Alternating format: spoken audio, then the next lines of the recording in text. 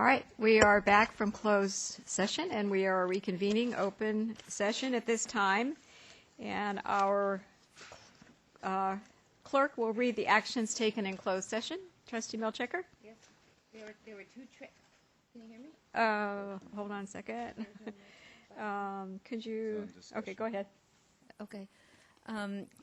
We've changed the button formation on the Board of Trustees table. So only two actions were taken in closed session. On a 6-0 vote with Trustee Fuentes abstaining, the board approved the district's participation in an amicus curiae in Tyler versus Ventura Community College District. And on a 7-0 vote, the board approved an unpaid general leave with benefits to a classified employee from 3/31 to 6/30/11. And that was all the actions taken in closed session that I can read out. Thank you. Okay, and at this time, we will please rise for the invocation to be led by Trustee Jay, followed by the pledge by Trustee Dave Lang. Will you please join me in a moment of silence for the 10 to 18,000 Japanese citizens who were killed during the last few weeks due to the tsunami and the earthquake.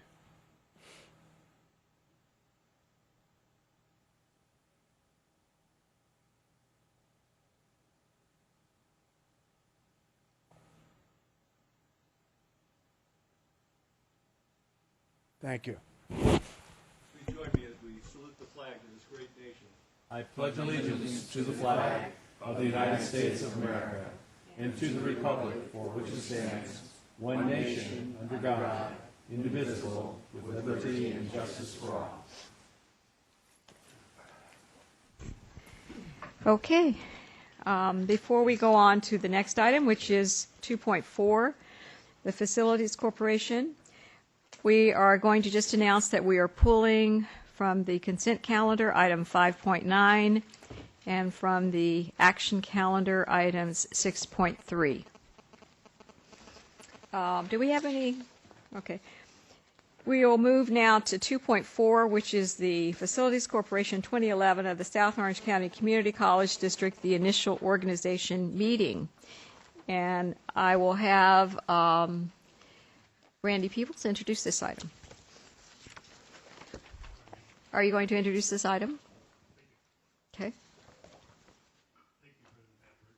Yes, essentially this will be our organizational meeting for the new Facilities Corporation, which has been set up specifically to handle and take care of potentially our pending new market tax credit and similar type of opportunities in the future. And to discuss this item and take action, we need to adjourn our regular meeting. And so at this time, I'm adjourning the regular board meeting, and we will reconvene the Facilities Corporation meeting. Is that correct? Okay. So at this time, I'm calling to order the initial meeting and the initial organization meeting of the Facilities Corporation. And we will ask that you review the packet in front of you. The Exhibit A and is the actual outline of the agenda for this meeting, and it goes through the various exhibits. Exhibit B is the Articles of Incorporation. No action is required. This is for information and review only. And Exhibit C is also an item that is for review only and requires no action. Okay. And we are now at Exhibit D. So if you would look in your packets at Exhibit D, this item is to approve the bylaws of the corporation and direct the secretary to certify this action. And the bylaws are specifically Exhibit D. So with that, I would entertain a motion to approve the bylaws of the corporation and the certificate of the secretary. So move. Second. Second? Okay. Seeing no comments, let's vote on the item. I'm sorry? You want, I'm sorry. Okay. All right. Did you wish to speak? I do. Okay, go right ahead. This day we have before us the proposal of the acceptance of bylaws for redevelopment agency. I think it awkward. In the state of California today, there is a debate about the fiscal needs of our state. In the overall picture, among the most pressing considerations is the ending of redevelopment agencies in California. And here we are, running contrary to the times, going along, as this district has done for many years because of the largesse and wealth of the taxpayers in our district, to continue to grow government and spend. I think this is wrong. I think we should be, at this time, moving forward only in a pay-as-you-go basis, not with projects directed by this kind of financing or the creation of a redevelopment agency in our district as is proposed this evening. I think this is unwise. I think it is ill-timed. I think that it is something that is going to be projected to the media, to the people. They're going to say, why are we doing this when we're asking the people of California to pull in their belts? Why do we have this approach of privilege? I don't think that ATEP should be approached other than when we can afford to do it, and we will be able to afford to do it on our basis, on our time frame, not motivated by outside forces, not being told the speed on which we need to do it, and with the taxpayer in mind. So it's my intent to be with the times and to vote no toward this incorporation today. Thank you. Thank you. And this is for a facilities corporation that Trustee Fuentes has identified as a redevelopment agency. So I see no one else wishing to speak. So with that, let's vote on the item. All in favor, or vote your desire. Trustee Jay. All right. The motion passes with 1 no from Trustee Fuentes and advisory yes from our student trustee. All right. And the next exhibit is Exhibit E. If you would move to that part of this agenda item. And Exhibit E is a resolution for the Board of Directors. And the Board of Directors would be, as identified in Exhibit E, T.J. Prendergast would be the Vice President, and David Lang, the Chief Financial Officer, David Bugay, the Assistant Treasurer, and our Chancellor, the Assistant Secretary. So I will entertain a motion to approve this item. I moved approval for this item. Okay, Trustee Milchiker moved it, and Trustee Jay seconded it. Do I have anyone who wishes to comment? Trustee Milchiker? No? Okay. Seeing no one, let's vote on the item, please. Okay, the matter passes with 1 no vote from Trustee Fuentes and a student advisory yes vote from our student trustee.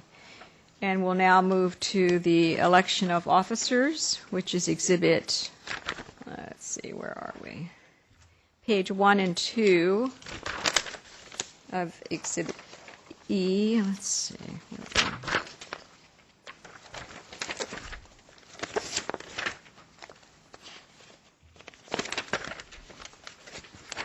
Let's see. May need a little bit of help on that one. Number 5, the election of additional officers. I beg your pardon. Page 1 and 2 to review and approve that. Could you help direct me to that page, please? Should be Exhibit E, page 1. The officers. You just named those off. We just voted on that. Okay, we just voted on that, I believe. So the resolution is what we need to vote on then. Is that correct? For Board of Directors approval. So we voted on the officers, which was actually Exhibit E, page 1 and 2. Let's vote. Yes. Correct? It's Okay. also titled the resolution.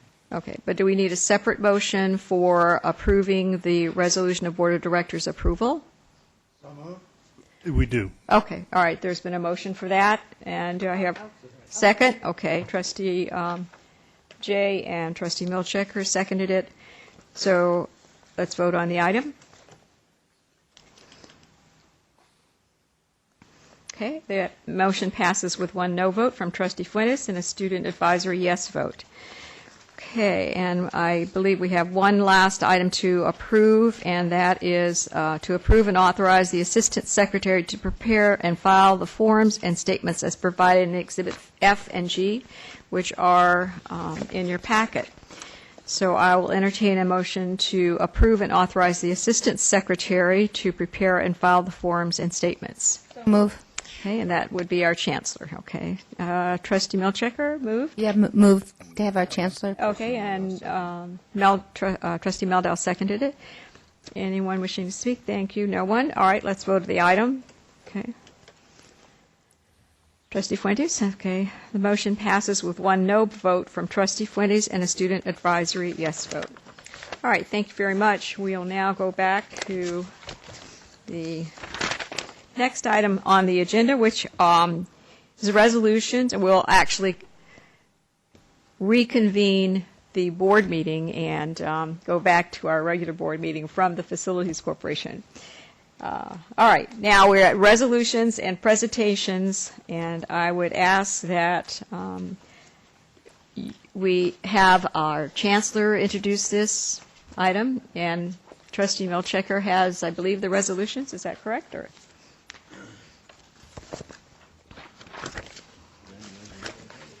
no? No resolutions today? I thought we had some. I didn't see any. None? Okay. All right, my mistake. Placeholder. Just a placeholder. In place of it is this. Okay. All right, very good. And public comments at this point. Do we have anyone wishing to make public comments? No. Okay, very good. We are now at oral reports, board reports. We'll start with Trustee Jay. Madam President, no report this evening. Thank you, Trustee Jay. Trustee Meldau. Okay. Trustee Milchiker? Yes, can you hear me? Yes? I do have a report, and ordinarily Trustee Fuentes gives an update on the Orange County Legislative Task Force. And this month he asked me to provide what happened last month because I attended the recent legislative trustee and education events on behalf of our district, and I wanted to report on them. I attended the Community College League of California Effective Trustee Workshop with new trustees Pendergrast and Meldau. And as a member of the committee, I could think of no better way to introduce new trustees to their responsibilities and their duties as a trustee, but to attend this workshop. It's a very, very fine workshop. And I'm on the committee, and we plan the workshop, and we actually put on the workshop. So I really want to thank Trustee Pendergrast and Meldau for attending the workshop at a very late notice, because I think it really shows their dedication and drive to become really excellent trustees, and they're on their way. I continued on right after the effective trustee workshop to attend the to participate in the legislative workshop, which is held annually in Sacramento. And there I was joined by the other members of the legislative task force, and Chancellor Gary Portner, President Tom Burnett, the acting director of public affairs, Terry Pflugerman. And we attended the meeting and learned all about the recent legislation that's so important to all the community colleges. And then after that, our charge is to go meet with the various legislators. Well, we had our own lunch where we invited the local community college legislators from our own district. And I'm delighted to say that our own trustee, Don Wagner, who was Board of Trustees for many years, is also a member of the Education Committee. So he attended with two hats, as a member of the Education Committee and as as a legislator from our district. And we were able to tell the local legislators about how much the community colleges do for our students in our district. We actually helped 220,000 students in Orange County. And I also wanted to report in this time that we are going to be having an Orange County legislative breakfast in Orange County at 7:30 a.m. On May 6th at the Coast Community College District Boardroom. And there the local legislators will come and the trustees will come and different representatives from the district and once again explain to the legislators how important the community colleges are to our constituents. I always tell the legislators that the students come from our district and they go back to our district with value added. So when we support our community colleges, we support our local constituents. So it's very important, and these times more important than any time at all. It's really important to make sure our legislators don't forget the community colleges. And that's my report. Thank you. Thank you very much. Trustee Prendergast. Yeah, just a couple items. I wanted to thank IVC Vice President Justice in behalf of finally got our baskets. This is awesome. Oh, okay. Oh. Either way. Thank you again. And also, I think my wife will now be ecstatic. I have yet another job as Vice President of a facilities corporation, so I'm looking forward to that. Is that it? That's it. Okay. All right. I have no report, so we'll move on to Trustee Fuentes. Trustee Lang. No report. Oh, my. Okay, student trustee. I also have no report this evening. Wow. Okay. It isn't that we haven't been busy. All right, Chancellor's report. Okay. Is it on now? Got to press right. Yeah. What do I have to do? Oh, we're on. I don't know why you're not. Is it on? It's great. on. There you go. Okay. I would like to take an opportunity to say something. I have plenty of time now that everyone else passed up theirs. We're about to begin some discussions before the board that I think are important, and I wanted to highlight them. The first one is going to be presented by Brandye Delana, Director of Facilities.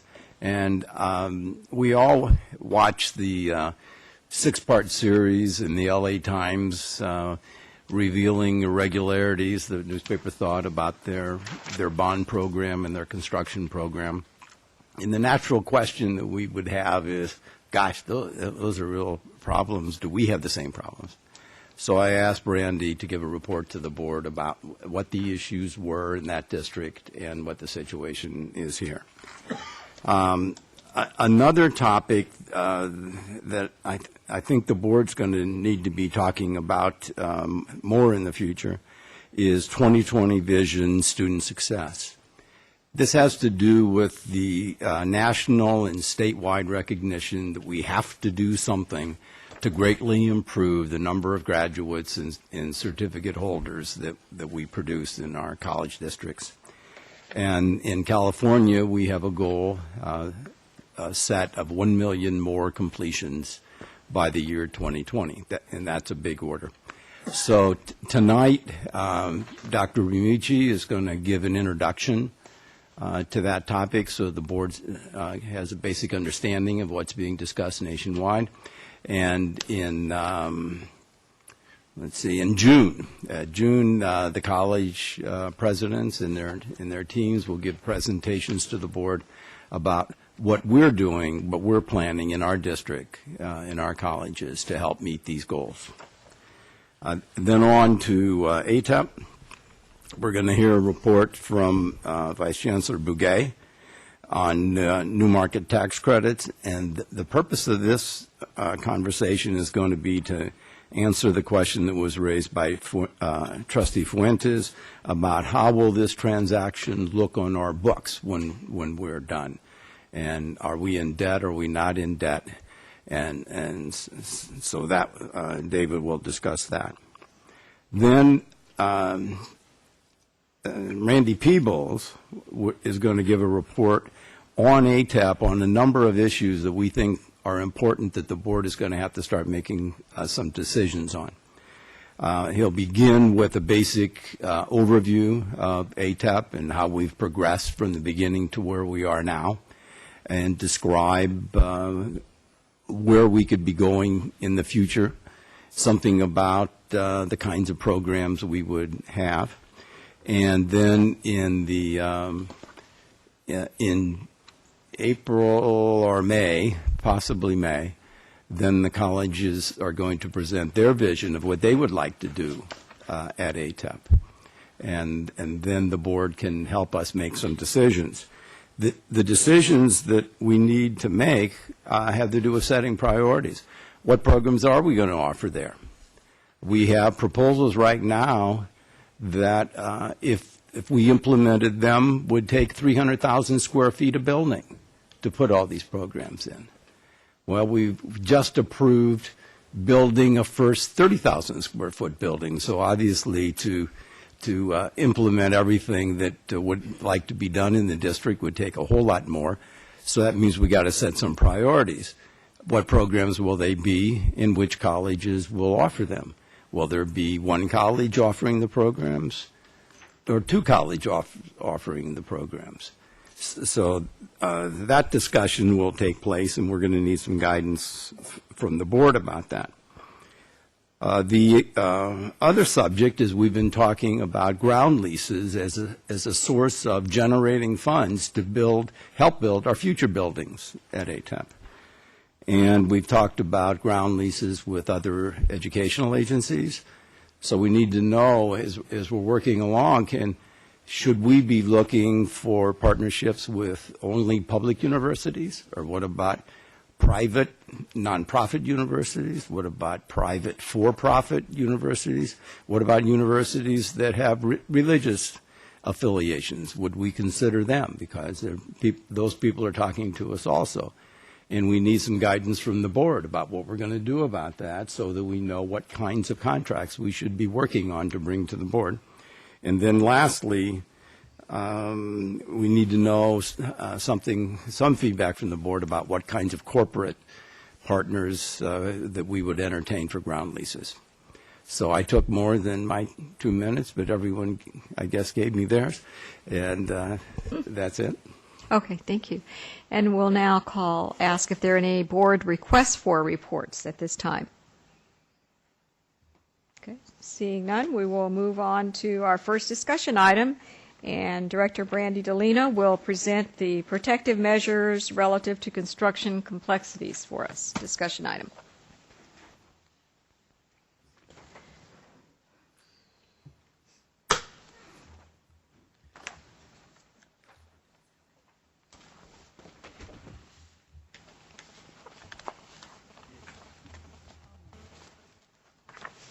There we go. Good evening, members of the board, Chancellor, partner. Can you speak into the mic a little bit better? Thank you. Sure. Okay. Is this better? Yes. Okay.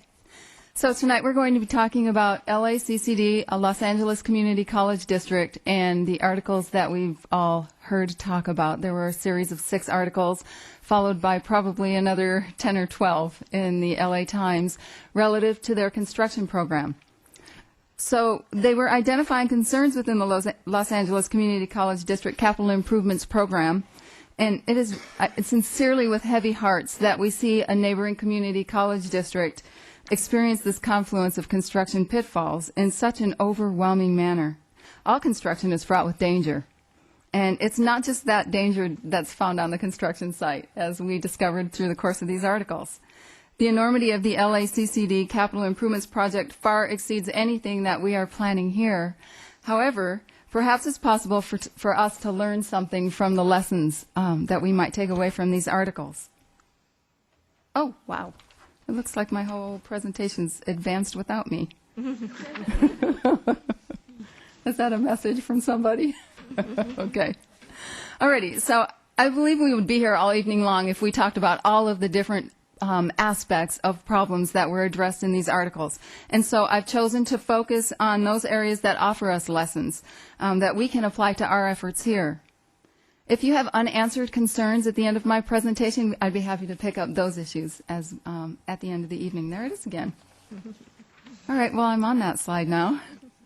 All right, the article noted that there were, so now we're moving into program management planning, and that we're discussing the first bullet, which was program management was assigned to consultants and resulted in frivolous spending. So it started by talking about the fact that there were only 2 permanent employees working for the district while there were hundreds of full-time employees who were working as consultants. Perhaps they didn't account for the director of facilities at each of the colleges. They have 9 of them. And perhaps the San Diego Community College District, when they talked about their comparisons, did take that into account. They indicated that they have 10 employees, 10 public employees overseeing their programs. With that observation, I observed that statistics are very interesting things to play with. For instance, in developing a comparison between the size of the construction programs, it was a bit of a challenge for me. All through the articles, we hear about $5.7 billion worth of construction. What is up with this thing? Alrighty. So we hear about $5.7 billion of construction. Actually, I've determined that as of August 2010, based on the Inspector General's report, they've spent $2.8 billion from 2001 to 2010, so that's an average of $255 million per year. San Diego Community College indicated that they were about a quarter of the size of that program, and so doing the math, we get to $63.7 million a year, and that compares to our program of $30.5 million a year, and that's over an average of the last 4 years. So you can see that we are on a much smaller scale than LACCD, and I indicate that we have 4 employees. Those 4 employees are Walt Rice, who is the assistant director, myself, and the 2 Johns, John Ozurovich and John Edwards. I bring them into the picture because, and it's a simple truth that Walt and I would no way be able to perform construction, capital improvement to the level that we are endeavoring without their help and the help of the staffs at both of these colleges. With the 4 of us, we are able to oversee all of our construction, our capital improvement projects, in a hands-on effort. So that was one of the major issues that was taken in the LA articles, was that there was a once removed or twice removed position for the management there. If we maintain our present rate of construction, we can maintain this approach. We look to LACCD's example as a reminder to balance our growth with in-house experience. And so, who knew that micromanagement would be considered a good thing? Alrighty, let's see if I can get the slide to advance without doing it on its own. Can we get some help, Samira, to help her out? There we go. Thank you. Alrighty, so incidents cited in the articles appear to have been taken during the very early days of their capital improvement program. Most districts are like us. They're equipped to operate and address moderate amounts of construction. So it's not unusual for an education organization to augment their staff with industry professionals. When faced with a surge in construction projects, there is no doubt that this approach requires a ramping up period where staff and consultants learn to work together to merge their separate approaches into one strong management style. So it's the planning. You know, you've heard how do you eat an elephant one bite at a time. Alrighty, so the dominant concern, though, was relative to the layering of consultants and the associated markups with layering consultants. So how do we work that in this district? And indeed, we do layer consultants here. We hire architects in order for them to provide us with a comprehensive design. Those architects need to hire engineers in order to do that. It's their stamp that's on the drawing, and it's their liability. So we wouldn't necessarily want to go outside of the architect's purview and assign to them engineers. So it is true that we do follow that process of hiring consultants to hire consultants. A specialty building, like the sciences building, might include more than your average consultants in that group of people. For instance, a science lab consultant. If we wanted the lab design to be underneath the architect's stamp and incorporated in that liability, then we would have the architect incorporate an extra consultant underneath their agreement. Optionally, a district who's experienced problems in the past, say with a building that has had some sort of water intrusion, that district might want to hire a building envelope consultant. Now we have to make a decision. Is that building envelope consultant going to tie in underneath the architect's agreement, or are they going to have a contract with the district?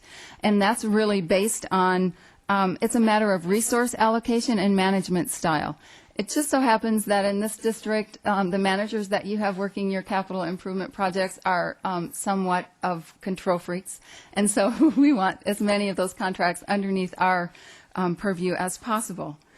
If one were, though, in the middle of operating a huge construction project, such as that which was found in the LACCD program, one might choose the approach of relying on consultants to manage those types of people for them. And yes, that comes at a premium. That was one of the major points that was made in the LACCD articles. You can see how this might escalate as a project gets bigger and a program gets bigger with fewer district employees. I apologize. I have no idea what's happening with my presentation here. It's moving on its own. Maybe, Samir, could you operate her mouse or something? So it seems to have a life on its own. The mouse just. Okay, I will then. All righty. Our programs are not as large as those that are found at the LACCD, and we can make our decisions on a case-by-case basis. The scrutiny around this matter, however, will result in our continued careful analysis of what is best for the district. And I will take it one step further.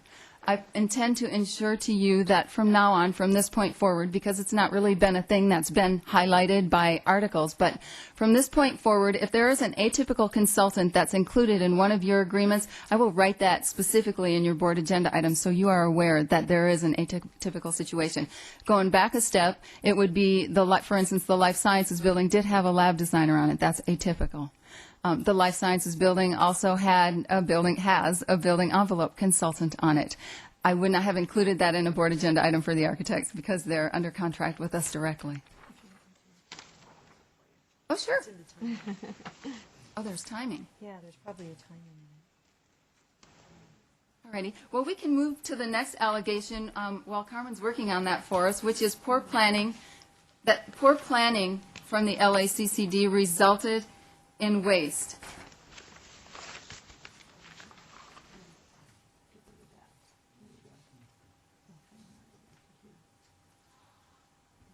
There we go. Thank you so much. Alrighty, so poor planning was partially attributed to indecisiveness with overall planning. There were allegations that the presidents at the various campuses at LACCD had the freedom to change the course of the program midstream, and that they did that, apparently not. It didn't work. To the tune. All right, let's just look at our pages and forget about the thing that's on the screen. No. No, ignore the man behind the curtain. We'll work right here. All righty. And so millions of dollars are claimed to have been lost. The articles provide quite a litany of projects that were started, designed, under construction, and then stopped for one reason or another. This district gave me a very clear message when I started here. We will operate and stay the course with our master plan. And that's what we do. I find support for this position not only at district level, but also at college level. Forget about it. Okay, turning your page to plan your work your plan. Dare I? You've seen the Saddleback results before, and here we have added Irvine College as well. Remember, don't try to read this slide. It's real small, but what I'm intending to do with it is to show you how we have planned our work and are working our plan. In the yellow portion of this diagram, that's from 2000 to 2006. The red checks show all of the projects that are either completed or underway, and now we've added Irvine Valley College. Like I said, you saw Saddleback before. Those with no checks are either determined unnecessary at this time or not completed as of yet.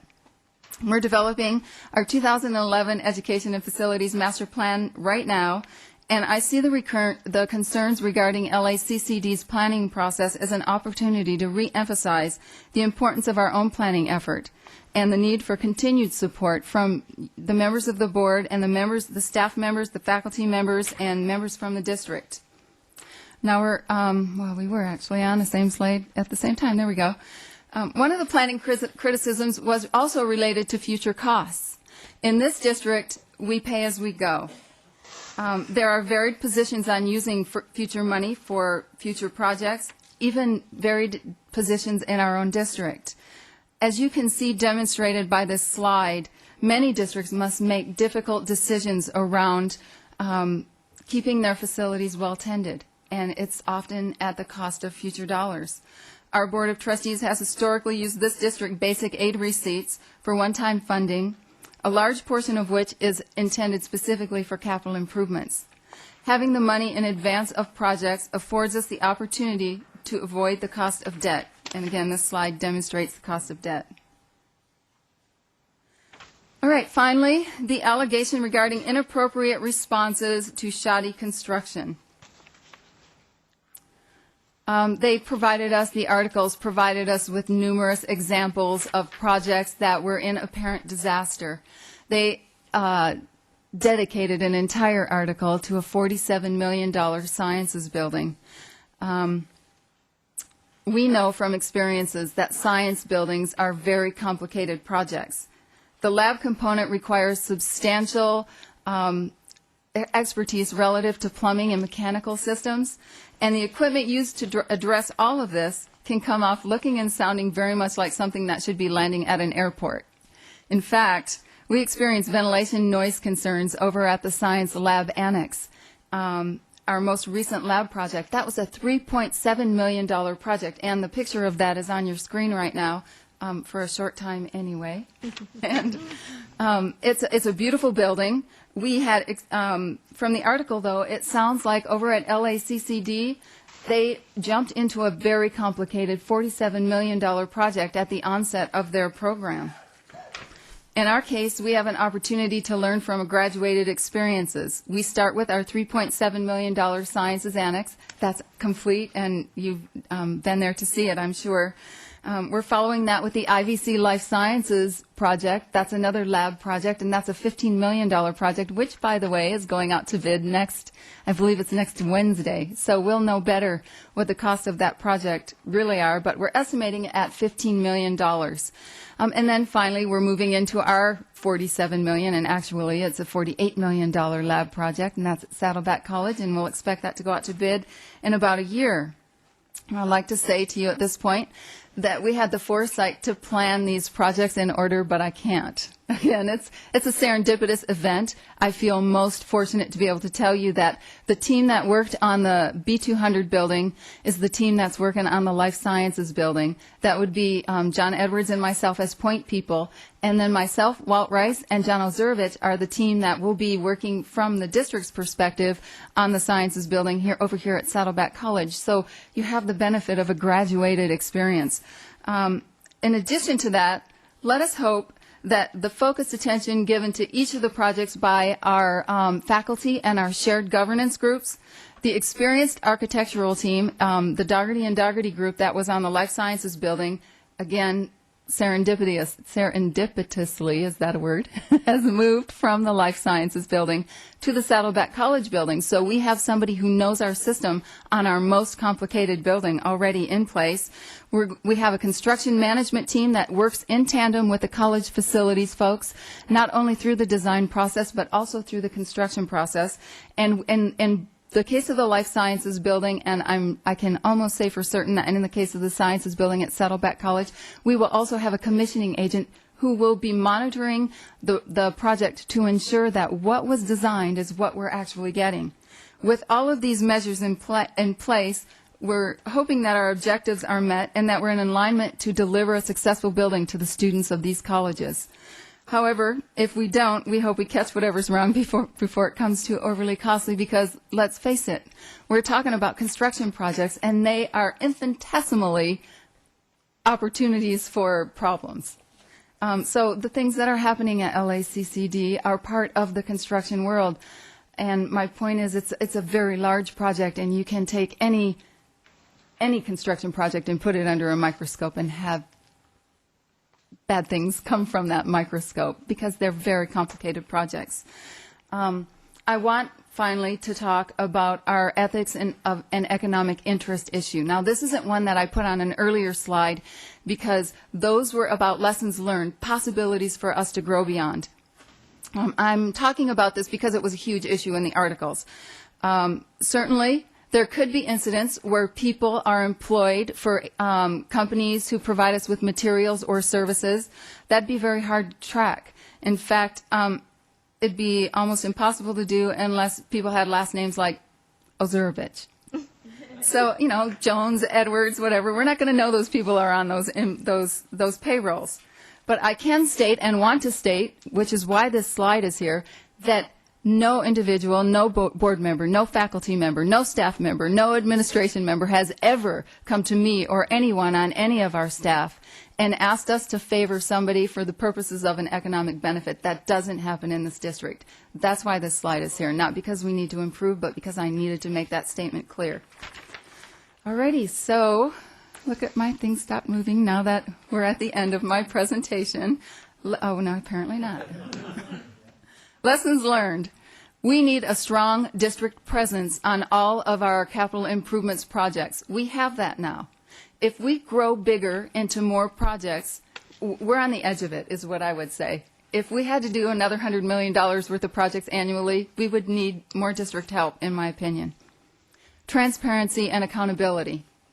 We have learned from the LACCD articles that if people don't have an opportunity to know what's going on in the nuts and bolts of things, they might extrapolate what's actually going on. And so for that reason, over the years, the last 3 years, we've improved our appearance on the board website. There's a facilities website there.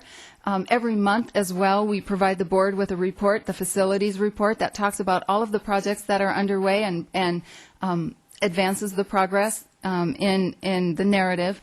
As well, there is a pictorial opportunity to see what's happening in our projects on that facilities website. So we're working on transparency. And accountability is ongoing. The board members in this district do not hesitate to ask questions about projects. You've seen it over the history of our projects. You keep us accountable. And as well does the Chancellor, the Vice Chancellor of Business, and the presidents at both of the colleges. So back to plan your work, work your plan. That's what we do here. That's what we intend to continue doing. And if I haven't touched on an issue that you read in one of those articles that you'd like to bring forward, I'm happy to work that through with you. Thank you very much. Trustee Milchiker. Yeah, I thought that, can you hear me now? Yeah, go ahead. I'm sorry. Go ahead. I thought that was excellent, and certainly feel very confident that with our complement of staff, with you and the people that we have on staff, we won't have any of the problems that the LA Community College District have. I was just going to ask: is there some way that that you can make presentations once in a while as the buildings are coming along, so that we can see the process that the buildings are making, and perhaps make comments about the form and what the building's starting to look like, and really be brought along in the process, so that we can have some input into the final product of the building. I'd be happy to do that. I'll work with the Chancellor to coordinate the timings for those for you. Okay, thank you so much. Welcome. Okay. Thank you. Trustee Fuentes? Thank you very much, Brandye. I think this is in response to my question or my request Yes, for a it is. report. And I think you've been very thoughtful and thorough and addressed a lot of the issues that I had of concern, and I'm sure that our constituents do too, from those who subscribe to the Los Angeles Times. I'm wondering, just because it raises a point, it follows on where Marcia was coming from, in a way, in terms of our opportunity for input as to what buildings are going to look like. I'm not, frankly, so interested in my own input, because I'm not much of an architect, but I do think that there is a great tradition, and that maybe there are several traditions in our district of these communities which we serve, the historic locations, Saddleback College in the city of the old mission, Irvine Valley College, in a community that has a great architecture, a great ranch, and agricultural history, and there is a style of California ranch and architecture. Tustin has its old town, its tradition of the Ut family, its agricultural orange packing ranch.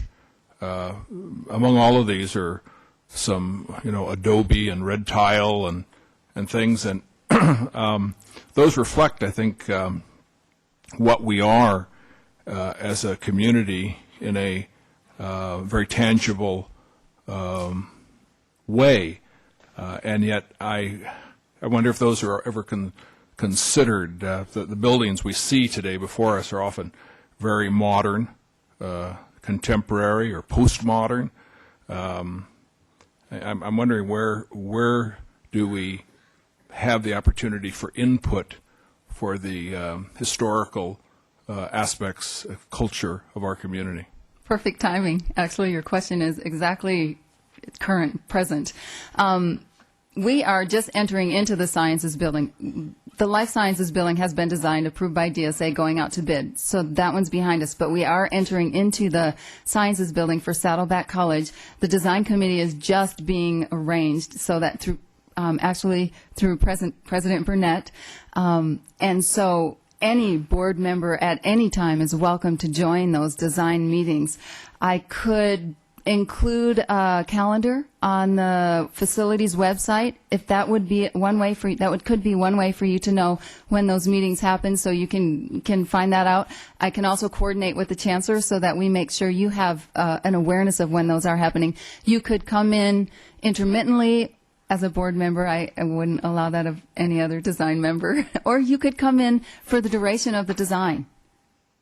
Well, I guess I would, restate that I wouldn't rely on my own taste or inclinations, but I think there are resources in the community, or there should be, historical organizations, people that are focused on the arts, focused on our culture, focused on the history of Mission Viejo as the town of the mission, as Irvine with its history, et cetera. I think we need to actively get involved those experts of academic, cultural, artistic knowledge so that the beauty and the tradition and the history are part of this process. I have to confess that I am not as well versed at who those organizations might be as perhaps you are, but I will research it if that is your interest, and I will notify them of this design process and invite them to attend. Well, I think it's a part of community input. We're a community college. Yes, absolutely. Thank you. All right, thank you. Thank you. Seeing no other trustees with questions, or do you have Trustee Maldell? Go right ahead. There you go. I have to. Okay. Is that working? Sorry. There we go. There you go. Okay. I have two basic questions. First, I'm looking at the program management planning, and San Diego appears to have 10 employees for 3 campuses. We've got 4 employees for 2 campuses. What is your feeling about your ability to oversee all these projects that we have going on with 4 employees at the present time? I think at the present time we're very hands-on. Both John Edwards and myself attend every project management meeting, every design meeting, every construction progress meeting, weekly progress meeting for every project on the Irvine campus. And Walt Rice and John Ozurovich over here at Saddleback attend every design meeting and every construction progress meeting. We're at the place where we can be hands-on. If we were to expand our programs by much more, we would need help. But at the current level, and we don't have a projection to get any bigger than this, frankly, we're doing just fine. Okay. I'm just concerned that one of the lessons, it seems to me, from the Times article is that there was not enough oversight. Yes. And I want to make sure that we're providing enough oversight. So I'm assuming then from what you're saying that you will come back to us and say, there's problems and we're getting overwhelmed. Gary, will I come back? I'm sorry, Chancellor Portner, will I come back and say I need help? I do that. He hears that from me when it's necessary. I can assure you that I will do that. Also, I wanted to make a point about the 10 employees. It's one of those statistics. We don't know what he meant when he said 10 employees. He may have been including down to the mechanical and electrical folks as part of that. And if I were to do that, I could get much bigger numbers. Okay. The other thing that I was questioning is that we're focusing on building and renovation and things like that. How about ongoing maintenance? It seems to me like part of the problem is that if you keep your buildings up, sometimes you don't have to build new buildings as fast and things like that. And being new to the board, I'm not really sure about our ongoing maintenance programs. Could you, at some point, let me know what our basic maintenance program is like, and whether, again, we have enough people doing basic maintenance to keep these buildings up that we're building? I don't want to get too far behind and not have enough people that are doing the ongoing maintenance. Okay, our Chancellor would like to respond to that. Trustee Milchiker. Okay, just as a point of clarification, Brandye and her district facilities operation does not handle the ongoing maintenance. That's a college management task, and they have a department with a director, and I'm sure we can bring the two directors to this meeting and have a discussion just like Brandye's having now, and have it about the maintenance of the colleges. That would be great. Okay, thank you very much, Brandye. Thank you. Sorry about the slide presentation. That's okay. We're going to our next discussion item, which is Advanced Technology in Education Park Planning and Development, and our Vice Chancellor, Associate Vice Chancellor Randy Peebles will present this.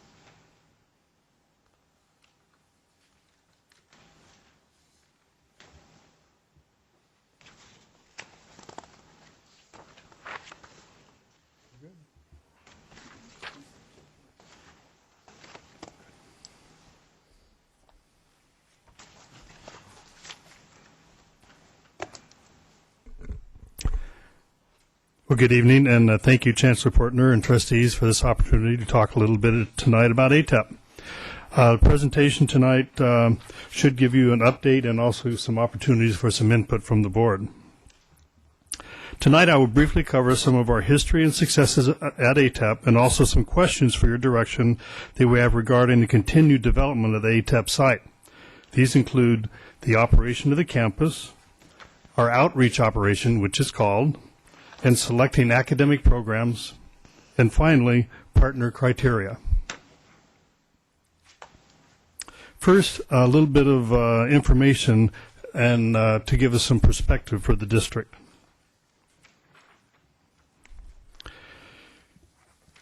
Here's a map that shows basically Orange County. You can see the outlined area, which is our district, South Orange County Community College District, and our colleges. You can see the other colleges in the county up to the north.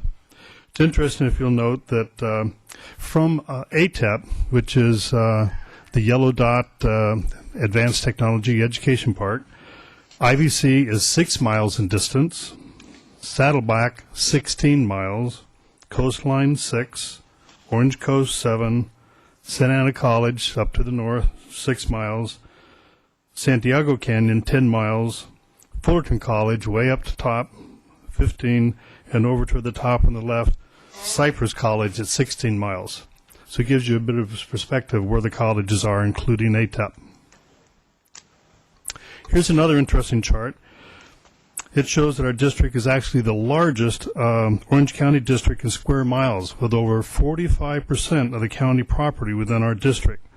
Much of the future county growth is predicted in South Orange, and clearly our district has a very great long-range planning potential to serve the county.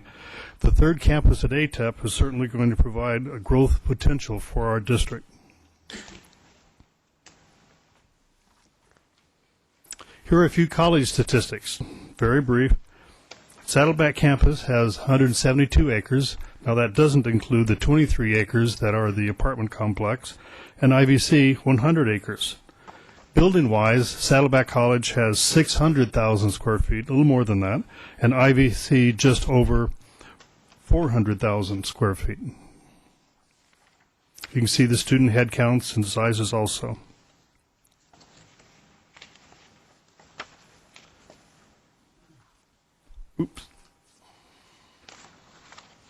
We've made significant progress at the development of ATEP on our site. In the last 2 years have been very active with the city, the Navy, and the county approvals, and allowing us to fully engage in planning. The last 9 months have been very productive in development progress, where the board has been very active. In March, actually a year ago, March 2010, the ATEP 3A concept plan was approved by the City of Tustin and the Board of Trustees. It was for 305,000 square feet of educational buildings and has propelled us into the planning for the next 28 acres on the campus. The overall ATEP site will someday support a total of about 900,000 square feet of facilities. The board has approved the first major building at ATEP, set to be 30,000 gross square feet. The 28-acre area is approved by the city for up to just 305,000 square feet. A little more about our progress to date. We've now completed phase 1 of the demolition, which you can see on the map. And if you drive out there, you can start to see a clear view of the horizon across our property where it used to be filled with buildings. The phase 2 demolition, the contractor is ready to start probably in the next 30 days. And then finally, the hangar demolition would take place soon thereafter. We have a much improved, and I might note, more valuable property as a result of this demolition. Now let's shift for a moment and take a look at the approved mission and vision for ATEP. The ATEP site is well suited to provide the district and colleges a focused campus to be the premier center of technical education in Orange County and to offer applied education and training programs. The board-approved focus for ATEP is, in fact, career technical education. Career Technical Education, or CTE as it's called in the state, is one of the 3 primary missions of the California community colleges. That is transfer, CTE, and basic skills. Those are the top of the list to serve our community. We will see in a minute the colleges are already well prepared to respond to the CTE programs at ATEP. It's interesting. Chancellor Portner just provided me a copy, came from the state, a report that just came out. It's called The Road Less Traveled. And we can get you a copy of that if you'd like. But essentially, that report told us some interesting information about CTE in the state. The issuance of workforce-related credentials are undeniably important, an important function for the colleges. CTE is not well understood by policymakers at the state level.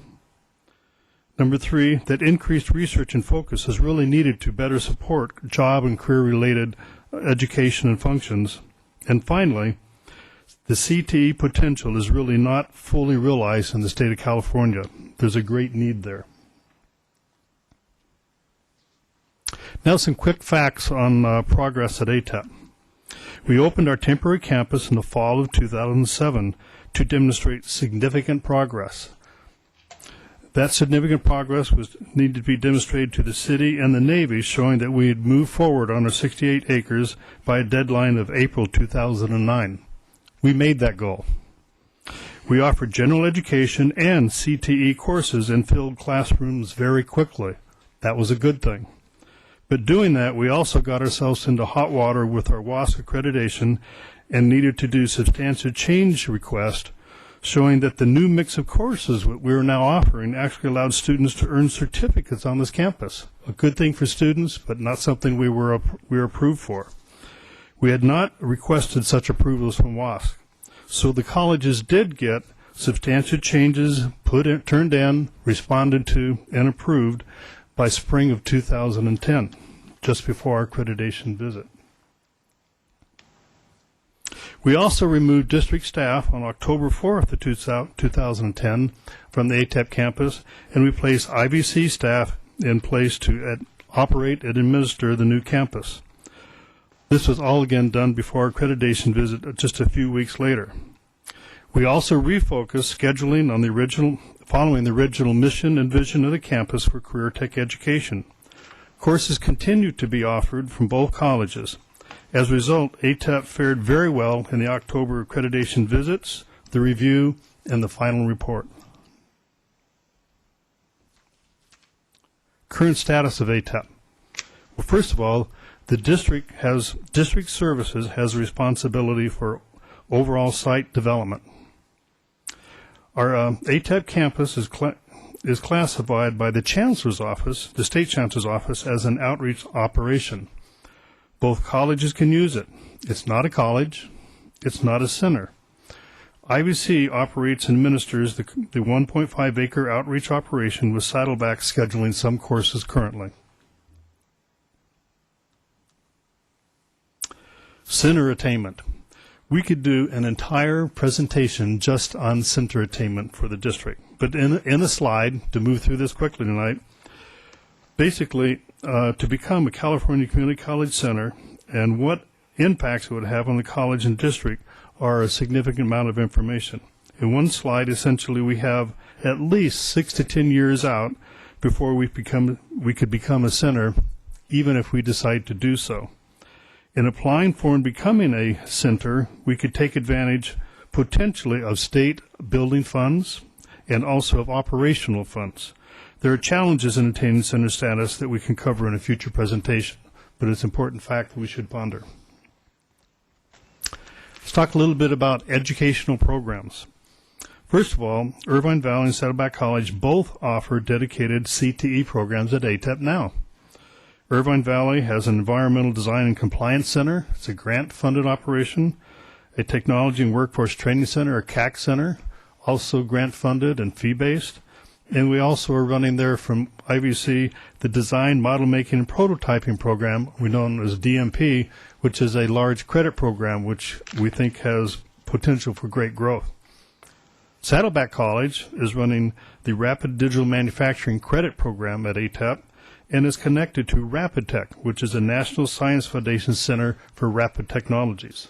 All very impressive programs. Don't try to squint your eyes and read this. This is just to give you an idea of what we have going on from both of the colleges. We actually have 46 individual program proposals, both from IVC and Saddleback College, and with CT programs that they would like to mount at the next 30,000 square foot buildings. These programs alone, as Chancellor Portner indicated, would overfill our 28-acre, 305,000 square foot plans for Phase 3A, let alone a 30,000 square foot building. By the way, I've attached those full 3-page charts in your packet so you can look at them at your pleasure.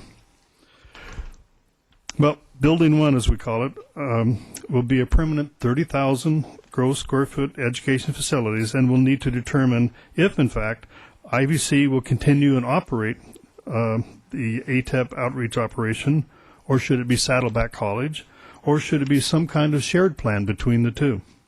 We also need to determine which programs to assign based on both colleges' high level of interest, and should they in fact all be CTE. Currently, we occupy the 15,000 square feet on the ATEP small 1.5-acre campus, and that is in fact operated and run by Irvine Valley College with some shared classes in use for Saddleback. We're moving right along. We're going to shift and talk a little bit about future partners now. Why partner, I guess would be a good question. Well, for one, we could receive ongoing income from ground leases to help offset future building cost. That's a big deal. This is similar to what we're doing now with the apartment complexes on the 23 acres at Saddleback. It's pretty nice. Next, education institutional partners could provide coordinated articulation for student success and achievement. And finally, commercial partners could provide students opportunities for internships, apprenticeships, and even work on their company site as a training venue. We need direction as to what criteria we might use to select education partners. Should it include accreditation levels, reputation, potential for articulation with our colleges? Should it not compete with our other programs at the two colleges? Should it have a CTE focus? Should it demonstrate financial health? Probably. Can it be or should it be just a public institution? Can it be a private for-profit? Can it be a non-profit? Could it even be a college with a religious affiliation? These are directions we need from the board because we have expressions of interest even now as we speak. Commercial property and criteria. In future phases, we may consider commercial ground lease agreements. We will be able to build a total of about 900,000 square feet, as I mentioned earlier, of buildings totally on the ATEP property. What do we want to make a connection to these partners to provide for students internships or apprenticeships? Are there other synergistic relationships we want to promote with business partners? Before we get to this phase of development, we need your direction. So where are we in our development timeline for the next building, Building 1? Building design work has stopped since last April 2010 because we do not have the initial approved list or college agreement on the program areas for the first building. That's been 12 months. As we resolve this, we could move the process back into design, engineering, and construction, and then move forward to open the building as early as February of 2015, but not till we decide which programs will land there. Each additional month that we delay decisions on programs delay the building opening date. What's also important tonight is as we need to capture this window of timing to build this building to take advantage of the new market tax credit opportunities that are before us. At the April or the May board meeting, the college presidents of both colleges will be presenting their ideas and concepts and perspective on their solutions to these questions. The key questions, one more time, are: who will operate and administer Building 1 at ATEP? Saddleback, IBC, some combination of both colleges. What CTE programs will initially be offered and how will we choose them? We have more than enough to land on the first site, but we need to decide the key ones that will work and work the best. How shall we select and review potential land use partners? Those will be income partners and also educational partners for the future. Thank you very much. Okay, thank you very much, Vice Chancellor. Any questions or comments? Okay, seeing none, we will move to our next discussion item, which will be presented by Vice Chancellor Bob Bramucci, 2020 Vision Report.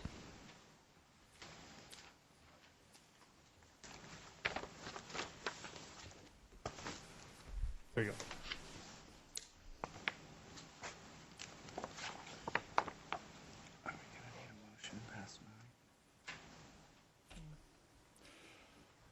Good evening. My purpose this evening is to provide a brief introduction to a coordinated national and state effort that I think will be a regular companion for the next 8 3/4 years.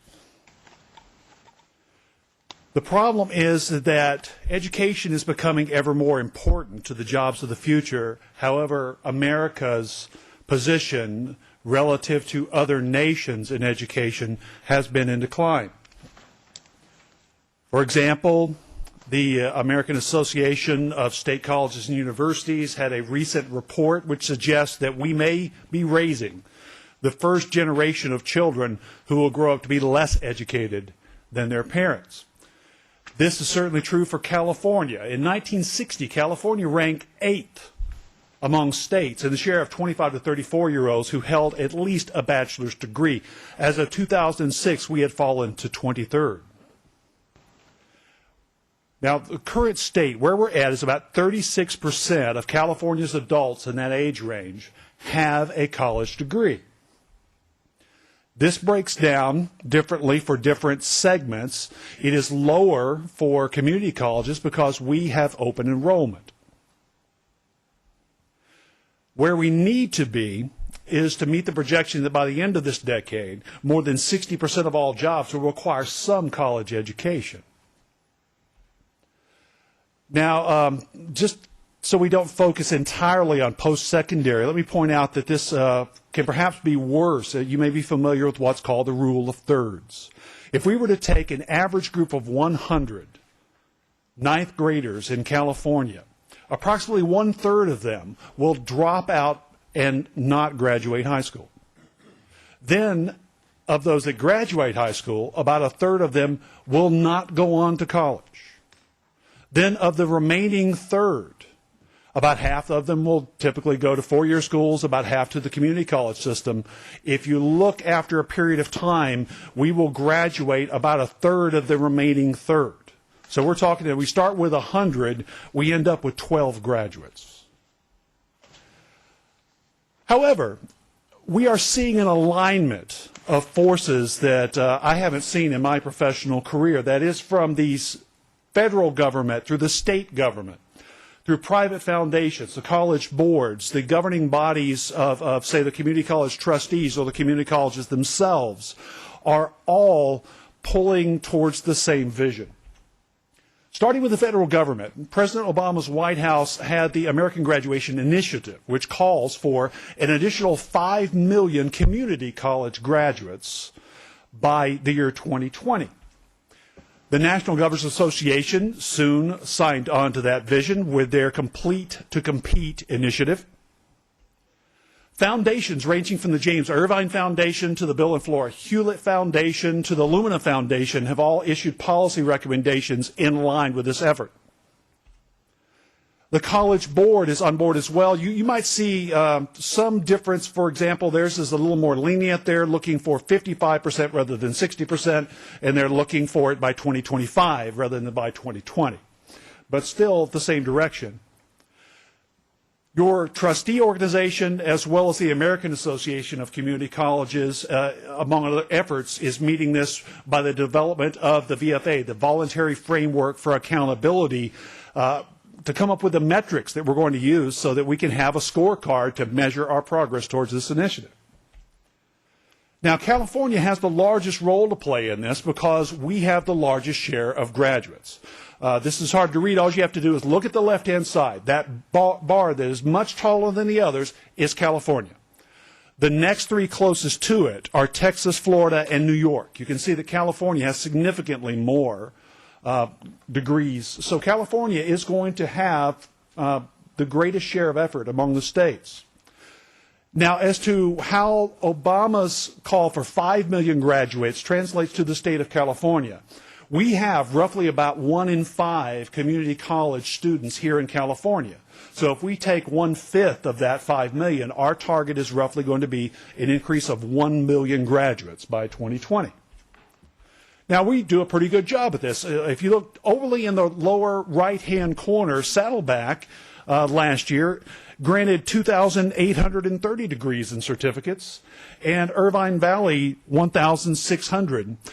Now, to put that in perspective, if you were to look at the 1 million increase by 2020 and average across all 112 community colleges, it means everyone is roughly going to have to double the amount of graduates that they have by that time.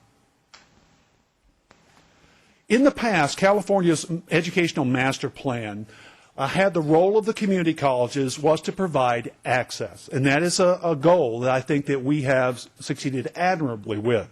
But it is not a goal that will meet the current initiative. What we are looking at now is a shift, perhaps, in our mission from not just access, but success as well. You've been given a report called a Report of the Commission on the Future, coming from the California Community College League. This is available on the web also, if you care to download it as a PDF. The goal of that rounds our number of graduates to 1 million. So that is the goal of our 112 colleges in California Community College system, to increase certificates, associate's degrees, and transfers by 1 million by 2020. And to do that, if you look in the report, it is organized into 4 broad categories. I won't speak to those because you'll be hearing a lot from the colleges about what they're planning to do to address each of these areas. But those 4 areas are leadership and accountability, intensive student support, teaching and learning, in finance and affordability. But wait, it gets worse, because if you look at where we are, roughly about 1/3 of students in our system have a positive outcome. That is a certificate, a degree, or a transfer. But that does not fall equally across all groups. In fact, some disadvantaged minority populations have lower numbers. So in this case, you see African American and the Latino population has a lower graduation rate by race and ethnicity. Now, if you look at our colleges, this is important for every college in the system, but it's growing in importance, because if you look at the census data showing that some of the largest population gains across time in California, both to date and expected in the future, are among these disadvantaged groups. Translation, this problem is going to get worse. Now, if you look at the ethnicity of our college, owing to our demographics, we have diverse colleges, but they have a different type of diversity than typically these disadvantaged groups. We have a fairly small Latino and African American population. If you look, basically, this is Saddleback. Saddleback's about 60% white. If you look at IVC, what you do is take 20% of that 60 and parcel it out primarily to Asian and Pacific Islanders, but also to Middle Eastern Americans. But those are ethnic minorities which do not suffer from these equity problems. So while it's important to us, some other institutions, especially Hispanic serving institutions in the state, this will become even more important for them. As Dr. Peebles mentioned, a new report just came out about the CTE transfer system, and it is somewhat critical, but it also charts a path for the future about the kinds of things we need to do in this system to address this. So I've seen these kinds of reports coming out for the Basic Skills Initiative, for CTE, and I think you're going to see much more of these as we go along. Now, this was not designed to be at all exhaustive, but to merely give you a very brief overview about what's coming up. And if I may be permitted, one editorial comment. In the movies, it's a standard conceit when a character is in a moral or ethical dilemma that they'll have a little angel pop up over one shoulder and a little devil over the other to advise them. I think that there are angel and devil ways to progress towards this goal. For example, Chancellor Jack Scott has long said that if they've earned the credits for the degree, give it to them. Why are we making them go through all this red tape to file for it? I think that would be a legitimate way of addressing this problem. Another legitimate way would be the recently signed Transfer Bill 1440, which seeks to streamline the transfer process to four-year institutions. On the other hand, what you sometimes see, especially if we lag and wait before we start our efforts, you see people undertaking what I would think of as more devil ways of doing it. For example, through great inflation or social promotion. If you might recall the Texas scandal where they had a large rise in their graduation rates. Only later it was found it was because they had just stopped counting a lot of the people that were the least likely to graduate. So I think as we move forward, we must be mindful about how we intend to do this, and it will be our goal and our mission to give the board regular updates as we progress towards 2020. Okay, thank you very much, Vice Chancellor. Any comments? All right, thank you. We'll move on to our last discussion item, new market tax credits, presented by Vice Chancellor David Bugay, with Associate Vice Chancellor Randy Peebles helping him. Oh, I'm sorry. That's what it says right there. Mm-hmm. That's what it says. Good evening. Chancellor, ladies and gentlemen of the Board of Trustees, I am the fourth presenter tonight, and I have the least number of slides in my PowerPoint presentation, so hopefully that'll be some consolation for you. I want to give you an update of where we stand on new market tax credits, and I want to address an important question we have and also let you know about the future that we have a new markets, plural, tax credits. First of all, we've completed a feasibility study. We also have a confirming memorandum from our special legal counsel that this is appropriate and we can proceed with that. We also have increased the scope of new market tax credits From the original amount of $8 to $8.5 million, now we're looking at a subsidy of $17.3 million, more than double what the original amount was. We also have identified an investor, and we have an agreement with the investor's brokerage firm that's already been approved by the board. And now we're underneath negotiations with potential new market tax credit allocatees. You will not find this word almost anywhere in a dictionary or even on Google. Allocatees is a term I'll define better for you shortly as we come up to that. And also tonight we've approved the new District Facilities Corporation, although one really existed before. We updated it to make certain it can handle this type of a transaction. So that's where we're at today.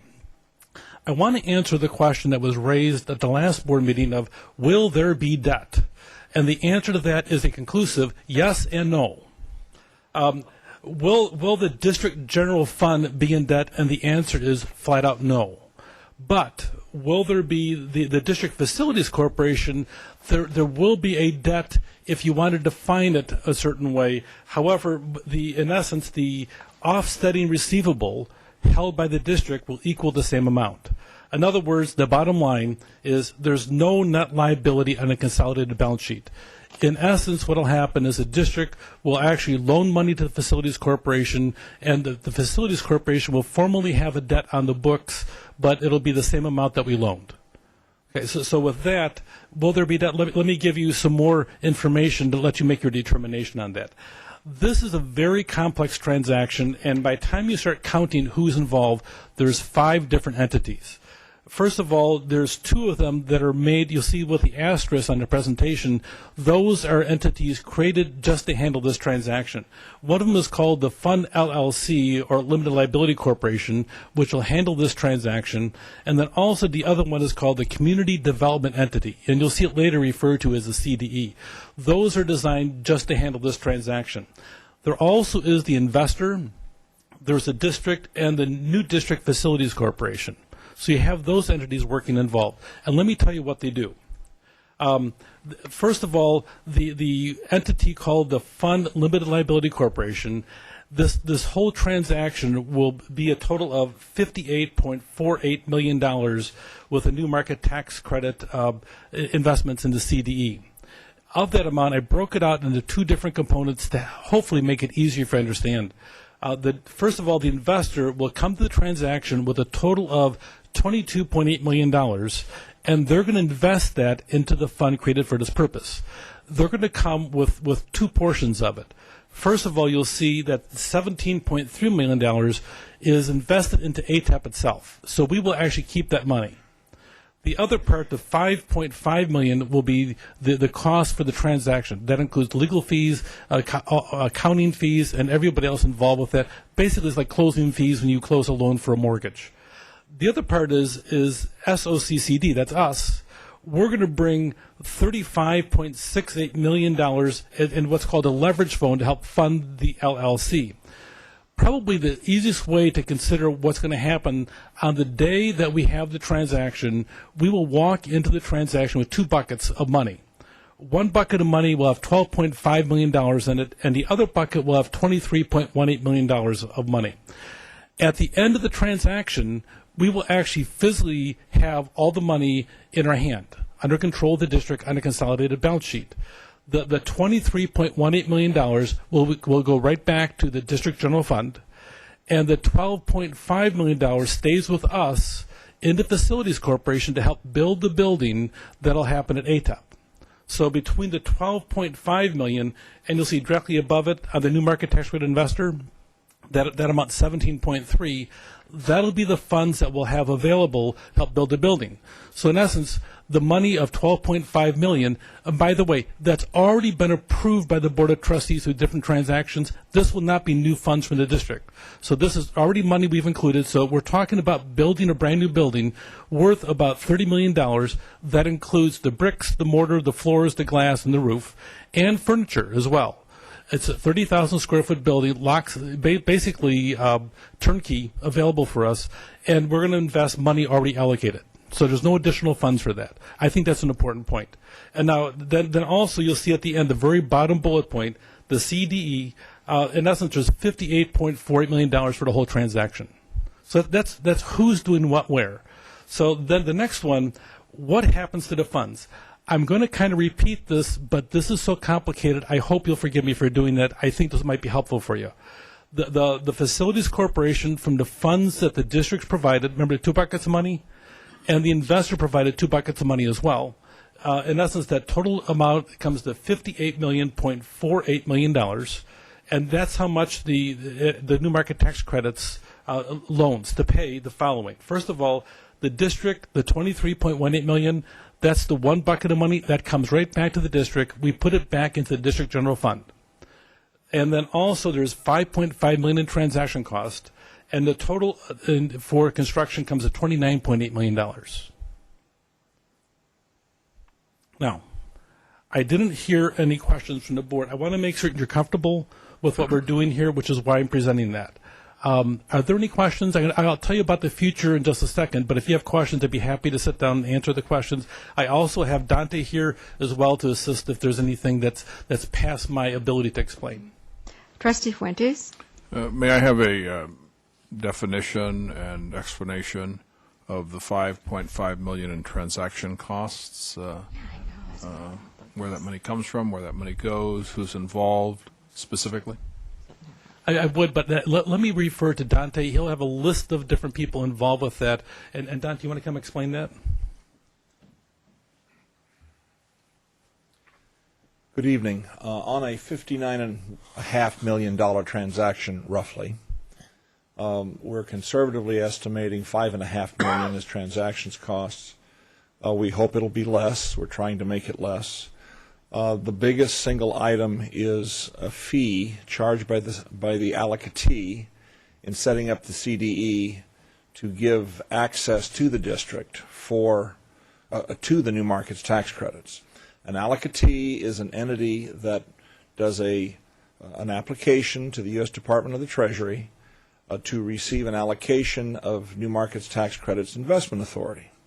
It's only with that investment authority that a new market tax credit investment can be made.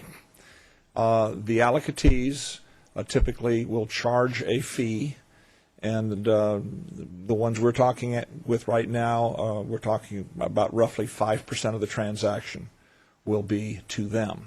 And almost all of those entities have mission statements that involve investing in low-income communities, and so they use their fee to further invest in low-income communities, as of course we're doing here in ATEP. So the allocatee takes about half of the transactions cost, and the other half of the transactions cost goes to the district's attorneys and consultants, the investors' attorneys and consultants, the allocatees' attorneys and consultants, and CPA firms, and so forth. There's a long list of folks, and that will all be transparent to the board when we get to that point. Trustee Fuentes, you have a follow-up? Well, just I'd like to understand. You say it's going to be transparent. We've been moving forward in concept with these folks in other matters that this board approves, be it architects or engineers or consultants, or we're usually privileged to who we're doing business with. Is it going to be that level of transparency specifically? I think in general the answer is yes, but I forgot to answer part of your question, which I think is relevant to this follow-up. The new markets, the investor's $23+ million equity investment of his own cash is what will end up funding the transactions cost in small part, that's 5.5, and then providing the net subsidy to the district, which the district doesn't have to pay back. So the transactions costs are funded entirely by the new markets tax credits equity investment. Now, obviously, if the transactions cost were smaller, there would be more of the equity investment left to as a subsidy for the district, and that's why we've tried to estimate the $5.5 million conservatively. Hopefully, it'll be less than that. Dante, through all of this, I see you and I think of you as Merlin, because I learned a long time ago that there's no free lunch, and I don't think there's a board member here who fully understands this magician act that you've been selling us. And First of all, I'm not selling you anything. You've been selling it to us since the day you first presented it to us. Thank you. Okay, Trustee Milchiker? Yeah, I just want to know, have we had any of our attorneys look over these transactions, and which attorneys have looked over these transactions and said that they're okay? Thank you. We've been working for multiple years on this transaction. Yes, yeah, I know that. Thank you. And the main law firm we've been using is Jackson DeMarco, and that's where we've had them in closed session talking about this. For this specific transaction, though, they felt it's better that we obtain a special tax counsel for this, and we've done that. Bergman Alderdice in Los Angeles is the one handling that, and they specialize in this type of transaction.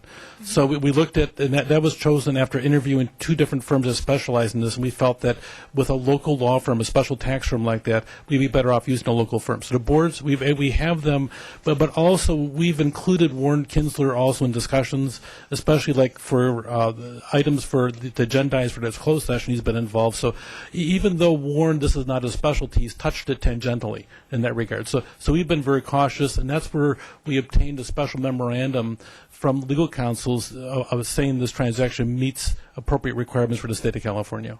Okay, thank you. Trustee Lang? Yes.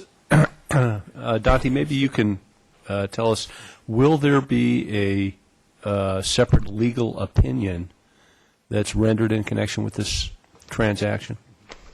The answer is yes, and in addition... And would we have a chance to review that at some point in time, and if so, when? Yes. I think Dr. Bugay is going to talk about some next steps. It was not his intention to provide all information that you may wish to know about the transaction tonight, but rather to address the debt question. In the future, when an executed term sheet is presented to you, as well as other related documents, then there will be a full-on, probably excruciatingly detailed attempt to answer all your questions, identify all the parties involved, etc. And then following that time, after a passage of 60 days or so, then Bergman and Alderdice will issue their final opinion. And at your request, we can let that opinion be made available to you before the transaction closes. All right, before we move forward, I have a couple of other trustees wishing to speak, but I'd like to entertain a motion to continue the meeting beyond 9 o'clock. We're about 8 minutes from 9 o'clock. So moved. Second. All right, thank you, and let's vote on the motion. Thank you. Are we continuing for a time certain? Yes, that would be nice if you could specify the time certain. 9:30. Okay, let's vote on the motion. Okay, matter carries unanimously with student advisory vote. So, Trustee Fuentes. I'm wondering if we might turn to the Chancellor. I continue to have my concerns that we're involving ourselves in the same thing that is a redevelopment agency. There is activity in the legislature, and it is the proposal of the Governor of California to do away with redevelopment agencies. We call this one a development agency. I'm wondering if we might ask through your offices, Gary, the Office of County Counsel to obtain an opinion for us if we have anything to be concerned about. Sure, I'll be pleased to do that. Chancellor Porter. Yes, I'll be pleased to do that for you. Thank you. Okay. Would you continue, please? Yes. Soon at the April or probably more likely the May board meeting, the board will be presented with the actual new market transaction term sheet. At that point, there will be basically a clock set off for 60 days for input from people about the transaction, and at which time, once that time is finished, the 60 days, we'll get a formal legal opinion from Bergman Alderdice whether or not the transaction is 100% allowable in the state of California. At this point, the preliminary memo indicated that it was, but we want to make certain that we answer all the questions on this. This will be the first time this has happened in California for a community college. So we're being very cautious and trying to touch all the bases on it to make certain that we're not stepping into areas that are being appropriate. Do you have more PowerPoint, or is that the end? I have one more, and that's it. I right. promised you to be short. Please go ahead. I have one more question. Yes, sir. Could we finish the PowerPoint, please, Trustee Fuentes? Go ahead. Oh, this is it. My questions or comments. Oh, you're done. Okay. I am done. Trustee Fuentes. Thank you. Yes. I'm wondering if within the 60, you say 64 days? 60 days. 60 days.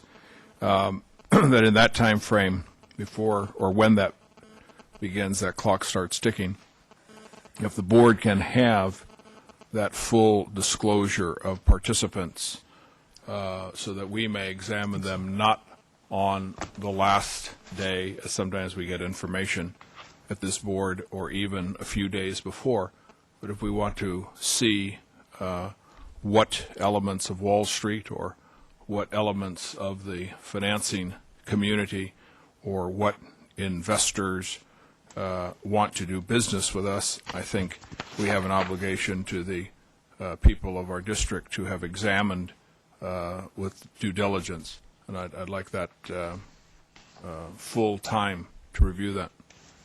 Trustee Fuentes, appreciate your desire to be transparent. We will be. On the term sheet, once the board receives the term sheet, all the people, all the parties involved will be identified specifically by name, and the board will actually have a chance to see who they are at the vote and can have 60 days to investigate that further if they choose to do so. But yes, the Board of Trustees owns this transaction. Thank you. Okay. Thank you very much. Thank you. All right, we'll now move to the consent calendar, and item 5.9 was pulled. I'll entertain a motion to approve the consent calendar. Does anyone have any other items to pull off the consent calendar? Yeah. Trustee Milchiker? I'd like to pull item 5.13 just in order to abstain from that vote. Okay, so we will separate item 5.13 and vote on the rest of the items. Okay? I'm sorry? Sorry, your name isn't registering. Did you push your button? Okay, thank you. Go ahead. Which item did you want to pull? Okay.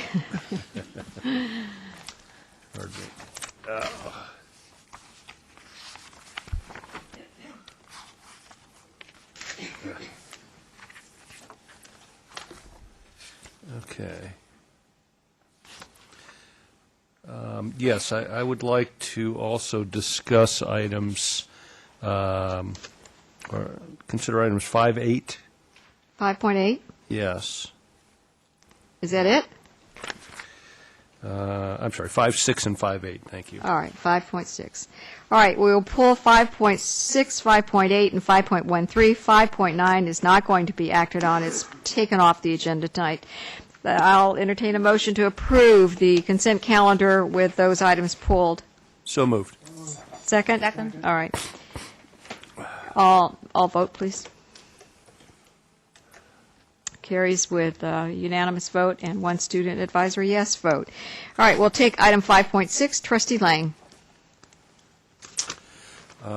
Yes, my question on item 5.6, this was a CACT grant, and I just wanted perhaps if Assistant Vice Chancellor Peebles might address the sustainability of this program and talk about whether this is going to be an ongoing course, et cetera, because obviously it does involve a substantial investment of funds. Sure. Thank you very much. Basically, what this is a purchase of some equipment to start up what is an automation laboratory training program. It's actually been in development for about 18 months. It was one of the major projects that I was involved in, working with our director of the CACT Center, Bruce Savchuk, when I was on campus. Since then, David Gatewood and the vice president have taken that over, but I've been moving along and providing some assistance also. Essentially, it's some automation equipment for moving products along an automation line, and it's a training to take care of that.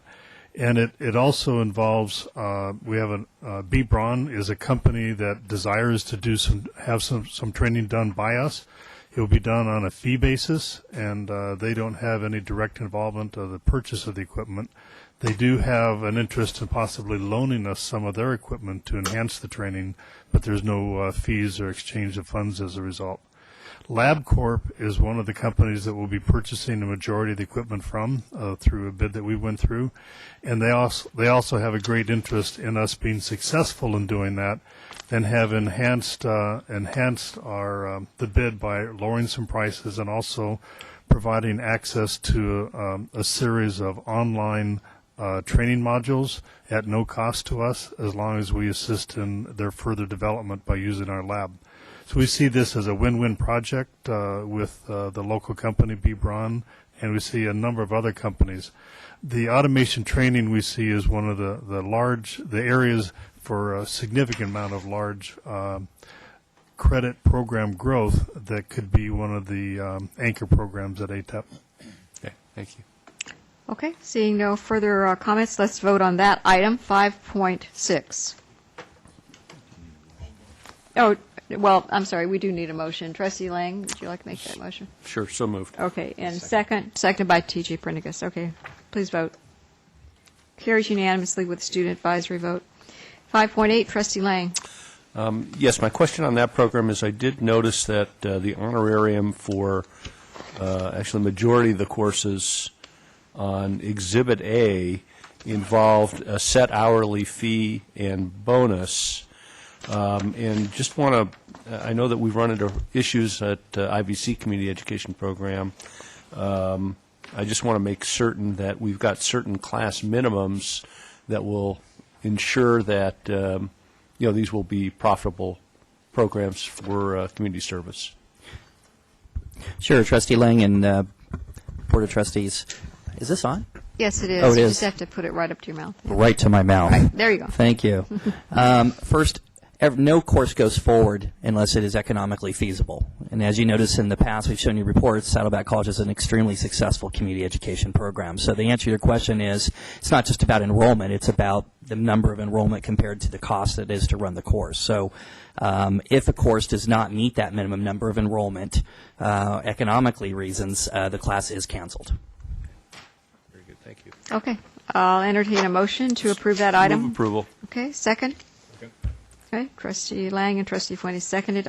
Please vote. Okay, carries unanimously with one student advisory yes. All right, item 5.3, Trustee Milchiker. 5.13, it's requiring me, and I just would like to abstain. So, Okay, do I hear a motion to Move approve the item? approval. Okay, Trustee, who was that? Trustee Fuentes or Lang?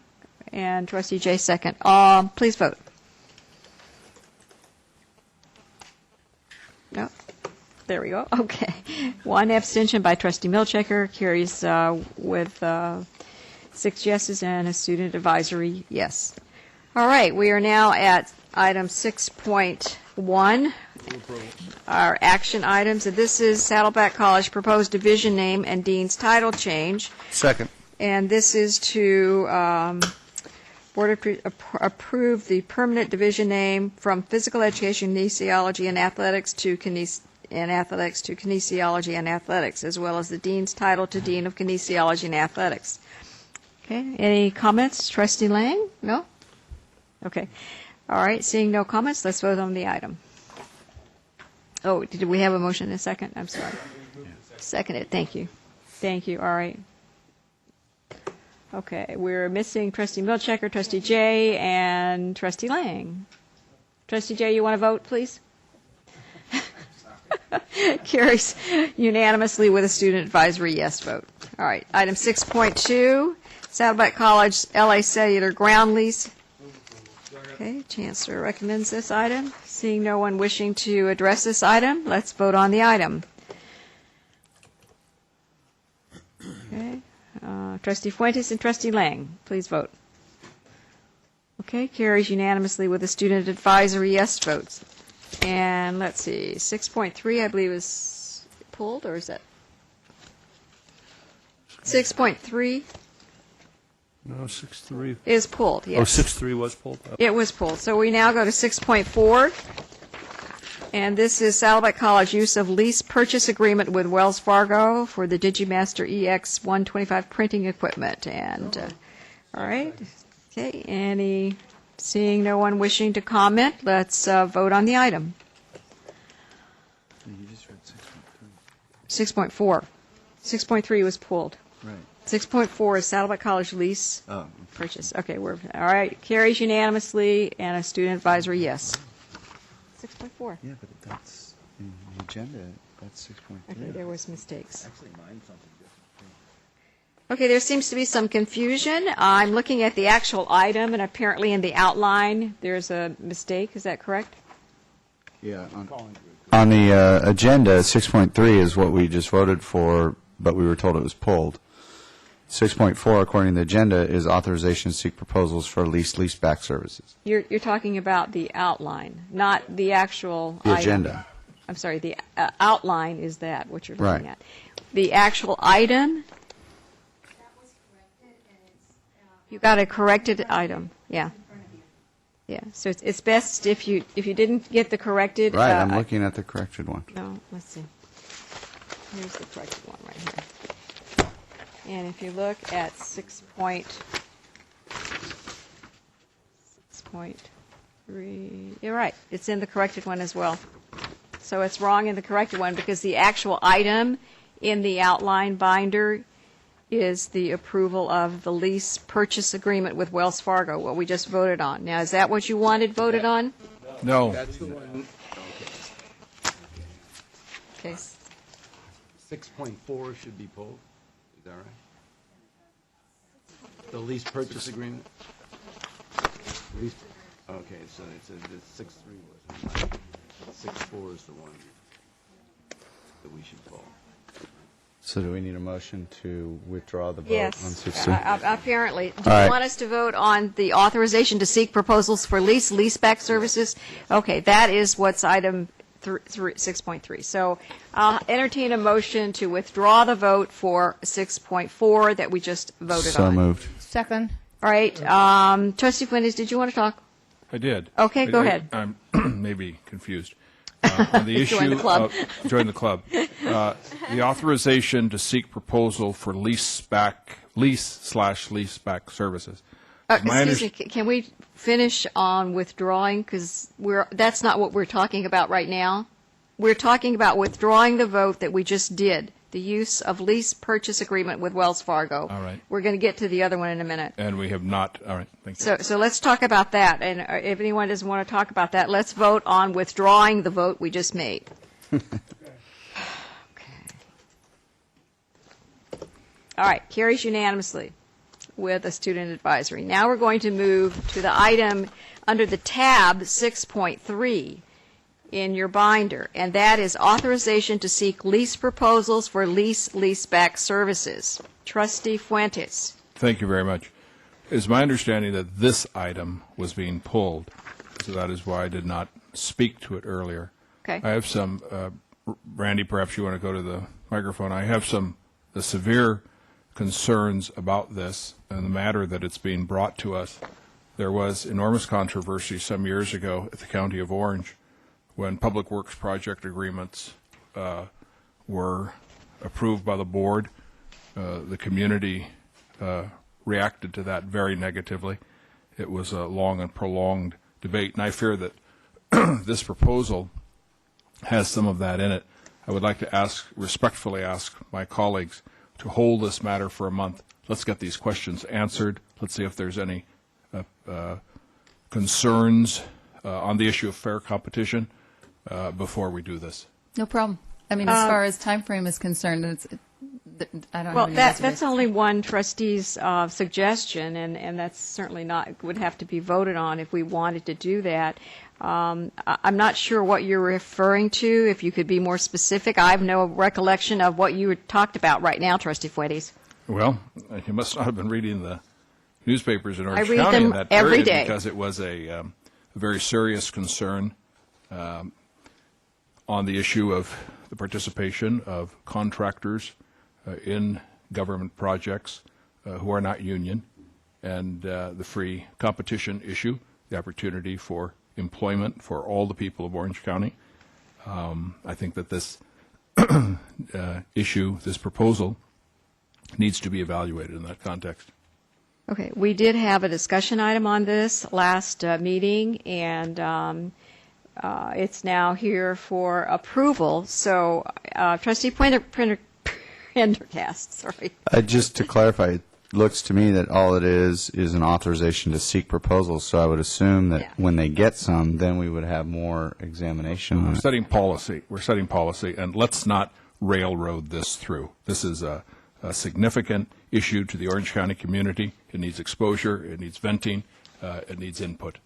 Okay, it has been done, as was said before when it was presented as a discussion group repeatedly, and in the school districts, I believe. So Brandye can address those comments. But if you wish to do that, you need to make a motion to table the item. By way of respectfully asking my colleagues, for a month to examine this, I move to table for 1 month. Is there a second? Okay, there's a second. Seeing no one wishing to address that, let's vote on the item. Okay, carries with 1, 2, 3, 4, 5 yeses, 2 noes, and student advisory yes. Okay, so we will table this to next meeting. Thank you very much, Brandye. Thank you. All right, we'll move to item 6.5. And this is the CCCT Board of Directors election. And the Chancellor recommends that each board member read at the board meeting his or her list of nominees for the 8 vacancies on the CCCT Board of Directors and subsequent tally and transmit this to the league office. Do I see any board member who would like to recommend this, or how would you like to proceed with this item? We've all received much literature from the various people seeking election. And if you do not have any strong feelings about this, Trustee Milchiker? I would like to recommend actually having my vote, and perhaps more people might agree with me, for the one person who's running from Orange County, who's Jim Moreno, who's running for the Coast Community College District, because it's always really nice to have a trustee represent Orange County. So that would be my recommendation. And Are you making that as a motion? I'm making that as a motion. Okay, all right. Do I hear a second? I'll second the motion. Okay, Trustee Lang. Okay, Trustee Lang, did you wish to speak? Yes. Go ahead. I was also going to make the same comment, and that is, I think it is important that we have representation from our area. I do note that there is one trustee from Coast, but I'm trying to recall protocol on this as to whether we can cast all our votes for one We person. can. We've done that in the past. Right. That's Yes. what I recalled. All right. Okay. And that's what her motion was, I believe. Is that correct? That was my motion. Right? Okay. Yeah. Call the question. Trustee Prendergast has a comment before we call the question. Just to clarify, as the new guy, are we all going, is it, by this motion, does that mean that's the only person we each Yes, individually get to that's vote correct. for? We don't get to, Yeah, you Vote can our vote own way? against it if you don't want to. but like if we want somebody else, but we don't necessarily need approval of everyone, we don't get to vote on our own? It's got to be as a board. No, it doesn't have to be that way. No, that was just my recommendation. I'd ask the Chancellor to address that question. Again, I don't know this process at all.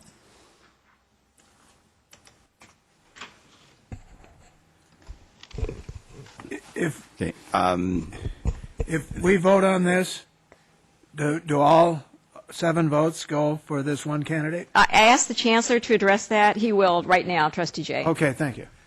Every year when this comes to the board, it's confusing and nobody quite knows what in the heck to do with it. And usually we've done what Trustee Milchiker has said, but you certainly don't have to by any means. And normally it's an issue that most of us don't know individually. These people, you know that the qualification statements that they've sent in. But it's an organization you belong to, and you're given an opportunity to vote for them. I would just add that it does, of course, increase their chance of success if we all cast our votes for one person as opposed to voting individually and separately, one vote for one person. So, Trustee Fuentes. TJ, I would say that the tradition has been to send an Orange County vote to the board, of Orange County vote to the voice to the board. Not necessarily that the particular voice or individual has been philosophically or carried our banner by some specifics that we have dialogued with him, just that he's a neighbor, that it's one of our 4 districts.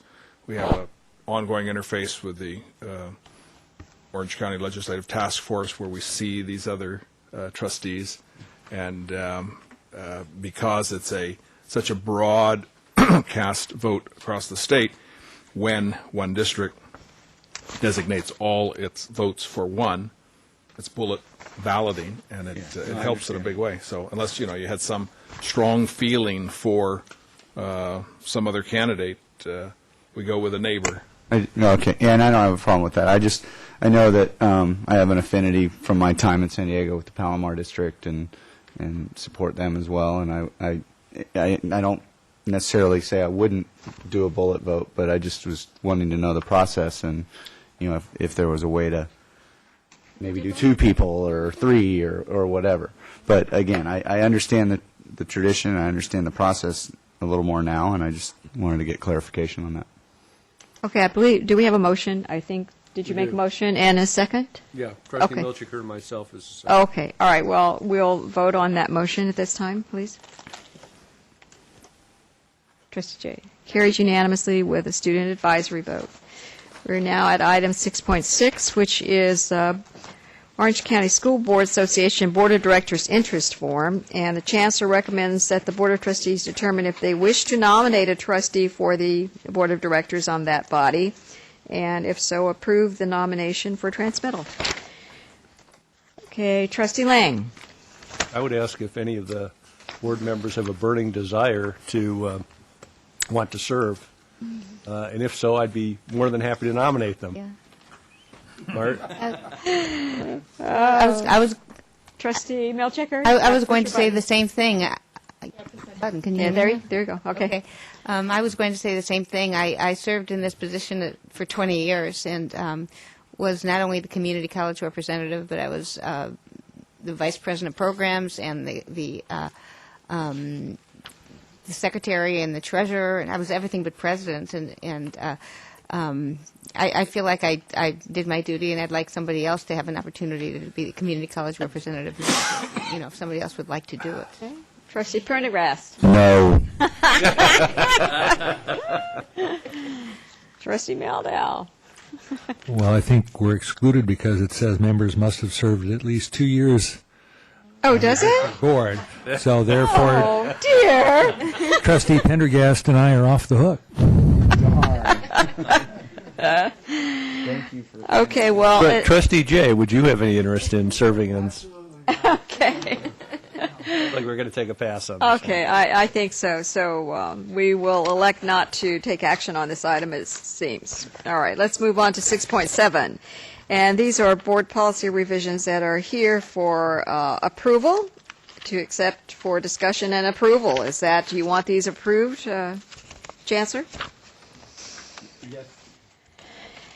Yes, indeed. These were before the board for study at the last meeting, and they're here back now for your action.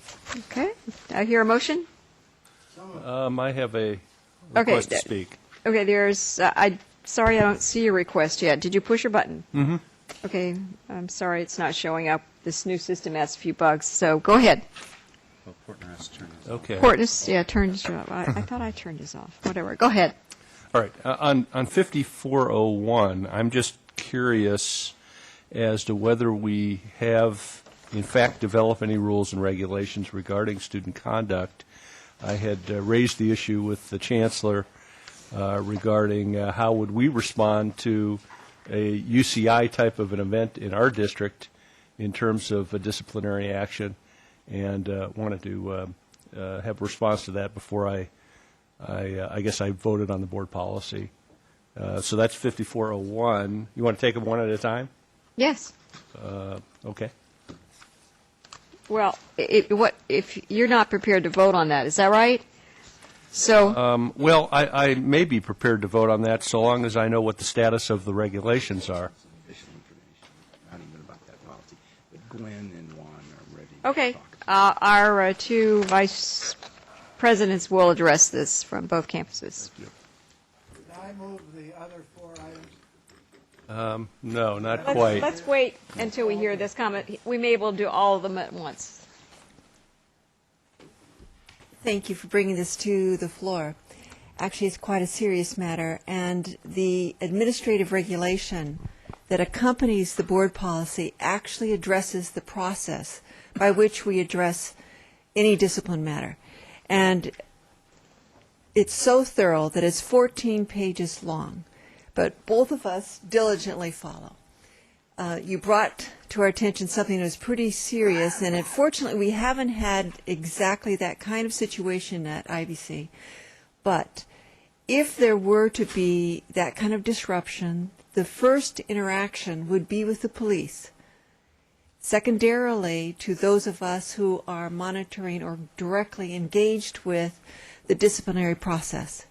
So we're much like you would find in a courtroom, frankly, where you would have the students coming forward, they would have representation if they so wanted, and then you would attend to it. But right here, I'd like to point out, in this administrative regulation, the very first thing listed is disruptive behavior. The third thing mentioned is willful misconduct. And then further down, it is actually the 6th point is disorderly conduct. So you have mentioned right away addressing that kind of conduct which we saw prevalent in that one meeting at UCI. I just wanted to be comfortable that, in fact, the rules and regulations were in place that supported this board policy. Right. The only thing I wanted to add was that there's sort of a couple of components to it. The what happens when the disruption is happening component, and then the what happens after the fact. The administrative regulation on student discipline is the what happens after the fact. And if it's a student, then this is a process they go by. If the violation of student conduct also in the process is a violation, is a criminal act, then there's a parallel process that may go down a legal route, but it also goes down the student disciplinary route. In the disruption component, disruptions could occur from anyone in the audience, and they may or may not be students. So the general component of the disruption, anytime anyone comes on this campus and is disruptive to our formal process, agent for the college or the district can withdraw consent for that person to be on the campus, and at that point, when consent is withdrawn, they are escorted off campus. So there's a formal process for the removal of a disruptive person, and then there's subsequent process for intervention, accountability, disciplinary action to happen if the person is a student. Trustee Milchiker. I attended an in-service event where this was discussed at Irvine Valley College, and it really they discussed it in depth and made me really understand that with many things going on in the country today, and we really need to have some protection for our faculty and for our students. If there are people out there that might have might not be good people that come onto our campus. And so I think there is a need for something like this to protect our faculty and our administrators and our students, to make sure that they can feel protected when they come on the campus, that there won't be, that if they have a problem with someone and it's a serious problem, they can bring the police in. So I think it's important. Okay. Trustee Lang, do you want to separate that out and vote separately on it, or? No, but there is one other board policy item. Okay, before we get to that, we need another motion to continue the meeting beyond 9:30 because we're 7 minutes away. So I'll entertain a motion to continue the meeting. I make a motion to continue the meeting till 10. Okay, do I have a second? Second. So let's vote on that item. Trustee Jay, vote, please. Thank you. Carries unanimously with one student advisory vote. All right, go ahead. Okay. I just had a couple of minor changes that I wanted to propose to Board Policy 104 on the student trustee. And I apologize for coming in late with this rather than communicating this earlier. On I-2, which is Exhibit F, page 3 of 4, Item 2, where it says the President of the Board of Trustees may appoint a trustee to serve as his or her mentor. I think that should say, rather than his or her, the student trustee's mentor. I don't think the board president wants to appoint a trustee to serve as their mentor. Thank you. And then finally, on the next page, page 4 of 4, under K. I'm sorry, just give me that language again, just to appoint. Yes, substitute the student trustees in place of his or her. Okay. I kind of like it the old way. Next page, under K, under duties and responsibilities, I've suggested under K1, the second sentence starts, in addition to any of the other disqualifying events, that sentence be probably makes more sense under E4, where it talks about disqualifications from office, since it's talking about an additional disqualifying event. So I would suggest that perhaps the second sentence of that be another bullet point under E. Okay, well, it sounds like with these suggestions, if there's consent from the rest of the board members, this would have to go back for review and couldn't be voted on tonight. Trustee Milchiker. Oh, I forget. I didn't. You didn't mean. Thank you. Could you take your button off? Please? Yep. Thank you. Okay, Trustee Lang, did you want to follow up, or? Pardon me? Did you have a follow up? No. Yeah, it really board administration's pleasure. Yeah. How they want to handle that. I think it would have to go back, don't you, Chancellor? It probably should go back to the committee, but it looks like changes that would be easily Accepted, but still needs to go back and maybe be reviewed.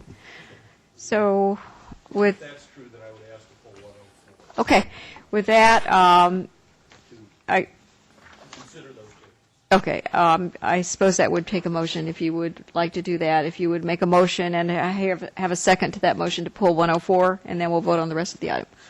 Okay, second. All right, let's vote on pulling 104. We're voting on pulling 104. I'm sorry. All right, so that carries unanimously with a student advisory vote. Now I'll entertain a motion to approve the rest of the items in this. Okay. Okay. Let's vote on that. I see no one wishing to speak. Thank you. Carries unanimously with a student advisory vote. Yes, and 6.9. Oh, wait, did I miss one? 6.8. All right, this is except for review and study. Okay, I don't really think we have to take an action on that. Any comments or questions about this item? All right, now we're at 6.9. This is for initial proposal from CSEA, and this is our contract negotiations, and this except for review and study. Any questions or comments about this item? Okay. We're at 6.10, academic personnel actions, and this will be presented by Vice Chancellor Bugay. No changes? Do I hear, Trustee Lang, did you have a comment? Just one question that I wanted to ask the president of Saddleback on the new dean position for online education and learning resources. Just to maybe articulate what your goals are for this person in terms of expanding the offerings in that area. Well, first, we just had a great presentation made by Vice Chancellor Bob Bramucci on student success and the 2020 vision for success. I cannot think of one position that would help our college more to help us move towards that direction than this Dean of Online Education and Learning Resources. In fact, if you read the position description, first and foremost, it's about 15% of our course offerings, which are online, and we don't have any dean or any administrator actually, or frankly, much support at all, helping with all the faculty and the students, certainly in a technological standpoint, as well as other support basis. Second, if you know in the position, it deals with learning resources, and if you read the position, in some respects, or if not all respects, this position will be responsible heavily for student preparedness, student success, and once again, supporting our faculty to make them, help them to be successful, as well as the students and the type of student services that will support them. So as far as the vision goes, this is like the beginning of us in taking a leadership role for our ability to increase our completion rates as well as our other student success factors. Does that help a little bit? It does. Yeah. What's your expectation? Could you speak into the mic, please, Trustee Lang? Yes. What's your expectation in terms of online offerings?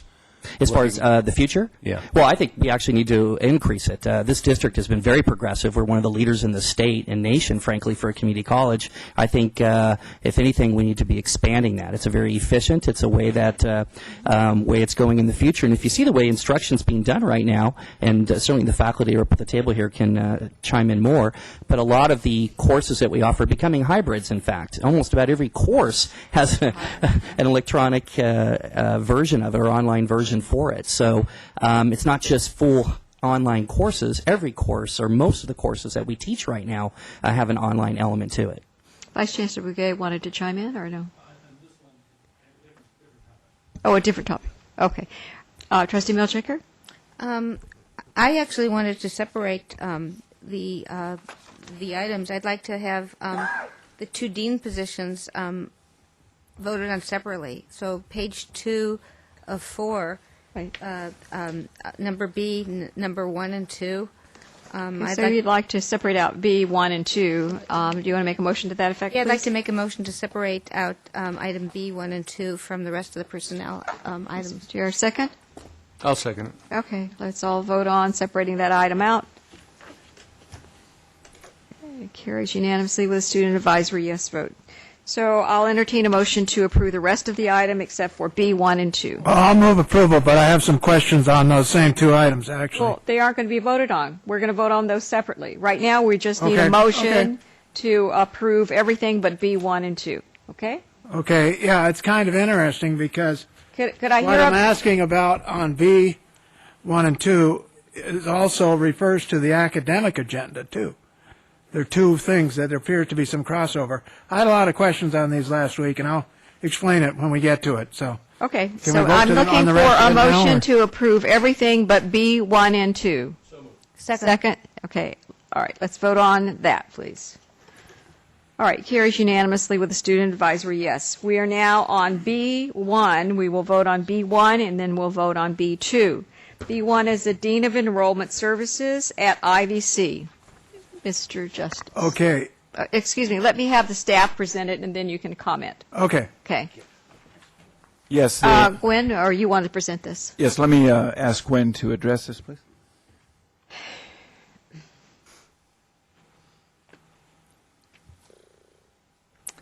And President Burnett went where I was going to start, too, because I loved the presentation by Vice Chancellor Burnett. This position is the result of, frankly, focusing on 2020 vision. This is an effort that the Student Services has had within our whole department, our whole division, I should say. It has been a charge by our president to look at how we do business. With this position, two things happen, two major things, which I can elaborate. First of all, the service to the students is, I guess, pulled together in a way which it is much more expedient and available. Secondly, though, there is a savings to the general fund, minimally of $20,000. All of this happens by reclassifying as the result of a reorganization. So it's a reclassification of one person because of a reorganization which has brought together the entire matriculation process. Presently, our students go between A&R and the assessment center back and forth before they actually get to that point of registering. By bringing those together under this one position, now the Dean of Enrollment Services, our students will actually go to one place, which is A&R, enrollment. They'll be able to come with their application or applying online. They'll be able to do their assessments. They'll be able to handle all the different facets of concerns that they bring with them. One place. It's a one-stop place. So this is, again, a result of a lot of thoughtful reflection in the Student Services Division. It results in, as I said, a savings to the general fund. And, of course, it's a savings to our students who now have an easier walkthrough for the whole matriculation process. Trustee Milchiker? Yeah, I was just going to ask you, usually when a dean is hired, Yes. you have to hire a dean and then an administrative assistant and possibly other help. So when you're saying that this is, and these are really tough times, Yes. when you're saying that we're saving $20,000, is that what you're Yes, saying? actually, Did you yes. actually figure into your calculations the additional cost of the support staff of this new dean? Yes. You did. Okay. She already has her support staff. But I will explain why we have the savings. Okay. By bringing together matriculation, the different pieces of the matriculation, so bringing the assessment team into A&R. And the reason we can do that is because when we went online with our orientation and online with advisement, and also provided our students with computer-based testing, the responsibilities of the staff there decreased. The demand decreased. By bringing them into this setting, then they assume additional matriculation responsibilities, which then mean we do not have to hire. Presently, we're poised to hire, and we will not be hiring. That's why I'm saying there will be a savings to the general fund by taking this important step. Okay. Thank you. Trustee Pendergast. Yeah, it just seems to me that we're worried about the increased costs or this or that. This is money that's already been budgeted, right? This is money that Yes, you've already there's no been allocated, so you're not looking for our approval to spend more money. You're just asking for approval to create a position within the budget you've already got. That's right. Okay. It is a matter of the current Director of Admissions and Records and Enrollment Management being promoted, and fiscally that's meager, to the Dean of Enrollment Services because the breadth of her responsibilities really require that. Trustee Milchiker? Yeah, I'm just saying I've been convinced on this position now. I'm not convinced on the other position, but I will vote yes for this position. I need to be convinced on the other position. Thank you. Could I have a motion and a second, please? I need to speak to I'm this sorry, item you didn't too. have your button pushed. I do. I have RTS pushed. Really? It Yeah. doesn't show up over here. Yeah. Yours is still on. Okay, thank you.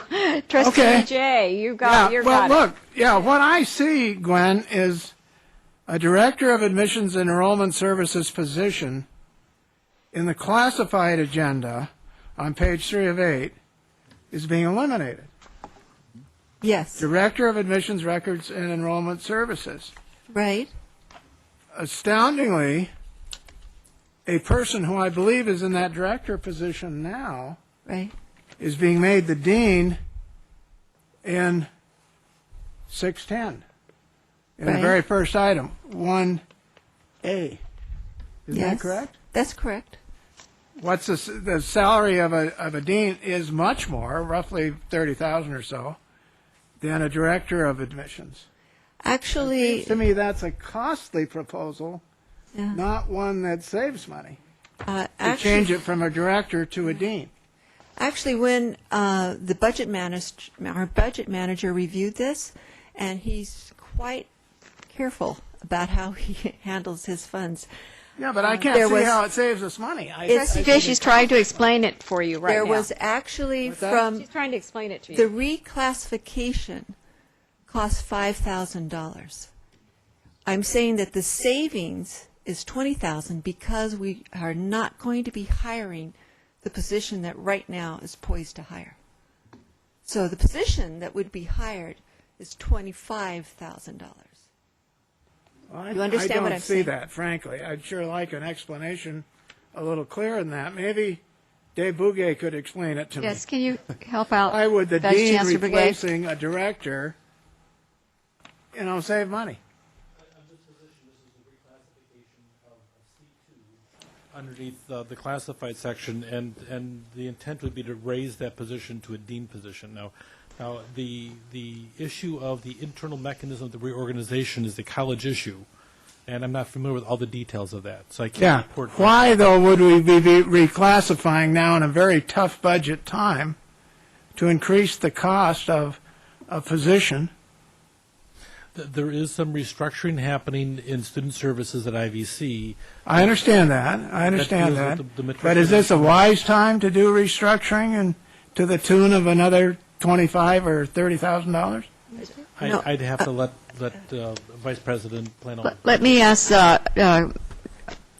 Vice President Justice to speak to this, okay, please. yeah. He's acting in President Rockmore's stead. Thank you, Board President Padberg. The main point, I think, of this reorganization is that the efficiency by combining matriculation with the Admissions and Records Office, you have a lot of leveraging of resources there. That's where you're getting your savings. What Vice President Plano is saying is that means that by combining those two departments, you do not need to hire the additional positions. You can use the same talent with what you have and, in fact, not hire someone in a vacant position that we're poised to hire at this time. That's where the first round of savings are coming from. So when you look at the every position that this touches, there is a net savings. That's the main point. Okay, but there is no dean of enrollment as of right now. That's But I correct. happen to know in here That's correct. the authorization for the dean's position is on the same agenda as when we're replacing the person. How was this position posted and made available to everybody in the institution? This one position's being eliminated and another position's being created simultaneously, so there's no net change in the number of positions. But that wasn't his When it question. involves a large promotion like that, isn't the policy, I'd have to ask David, to post that job? It would be an inside posting if you're intending to hire from within. During the reorganization, where you're eliminating one position and creating another, you can actually do an internal transfer between the two positions. I understand. Craig explained that, but okay. Well, look, I'm not going to vote for it. The rest of you can if you want, but I think it doesn't add up to me, okay? Okay, thank you. Seeing no other trustees wishing to speak, I'll entertain a motion to support B1. So moved. Okay, second? Okay. All right, moved and seconded. Please vote. Trustee Fuentes? We need your vote. Thinking. Okay, so the measure, the item passes with 2 noes, Trustee Jay and Trustee Fuentes, and Student Advisory, yes. We're now at B2, and this will be presented by, let's see, President Burnett. You already sort of presented it, but go ahead. I sort of did, but I think Trustee Milchiker had some questions. Yeah. I have a similar question. This is a brand-new position. And so this position will, and it's really tough times. I mean, real tough economic times in the state. And the other position looks like it's going to be a savings of $20,000. But this is a new position, and there'll be new administrative assistant, I assume. And I would just like to know, perhaps since it's a new position, why we couldn't just put a director or something like that in this position rather than having a full-fledged dean in this position. That's what I think would be a better idea, because how much will this cost us to hire a new dean and administrative assistant and support staff? Mm-hmm. Well, first, as you may recall, it's been in our budget for 3 years. This is a position that's been vetted so much in our college for the last 3 years, and it's so much needed, and that's why. If you recall back in the fall, you approved unanimously, in fact, praised us for our reorganization of our college. A key component of that reorganization was this exact dean position. In fact, there's been absolutely no change to it. As I said, it's been in our budget. I'm very proud of our college's fiscal situation. If you noticed over the last several years, and certainly the last year and 2 years, we've brought forward very, very few positions for approval by this board. New positions, reclassifications, anything, we have not. We have one of the strongest operating budgets in the state. And the reason is because we take very carefully and very seriously any new positions we bring forward because of exactly what you said, and that is we have anticipated for a long time the difficulties going to be plaguing our college and our district and our state. So in answer to your question, this is a position long in coming. We've prepared for it. It's a priority for our college. We've done more than the homework. It's greatly needed. And frankly, without it, we will be suffering in our abilities to meet the student success improvements that we're trying to do for our college and, frankly, for all of you. Okay. Any other trustees wishing to speak? Okay. Trustee Fuentes? Todd, I respect what you've said, and I'm with you. We have talked, though, about, in the past, the opportunity of cooperation between our 4 Orange County districts in online education, how duplicative it can be if everybody is creating an empire for online education where a student, no matter where he is in any of the 4 districts, can step up to their computer and register at OCC, et cetera. And it reminds me of Bob's angels and devils here, how we do the job cooperatively. And I think that if we had a focus, I'd love to see this, titled Dean of Online Education and Inter-District Cooperation, so that we're not just focused on ours and IVC focused on theirs and Santa Ana College and Orange Coast College, et cetera. Could you give that a little thought? Mm-hmm. Yeah. Well, actually make an excellent point, and two things to consider. First, what's interesting is even on online education, and I forgot the percent, maybe the Vice Chancellor to the right of me can say, or Don, and I correct me if I'm wrong, 80 to 90% of students are still within our service territory that do online education. So the fact that we're getting students out of state or students from outside the district is actually very few. Second, as I mentioned earlier, most of our classes nowadays are hybrids or classes that have an online component to it. In fact, our students are doing a majority of their work one way or the other, either from a student service perspective, educational perspective, from all perspectives online. So the support is there for that. So it's not just about offering courses or classes that would compete against colleges in Northern California or out of state. It really is servicing our service territory, our students that are here now. Trustee Prendergast? Move to approve. Here a second? Second. Chancellor would like to speak before we vote. Go ahead. Okay.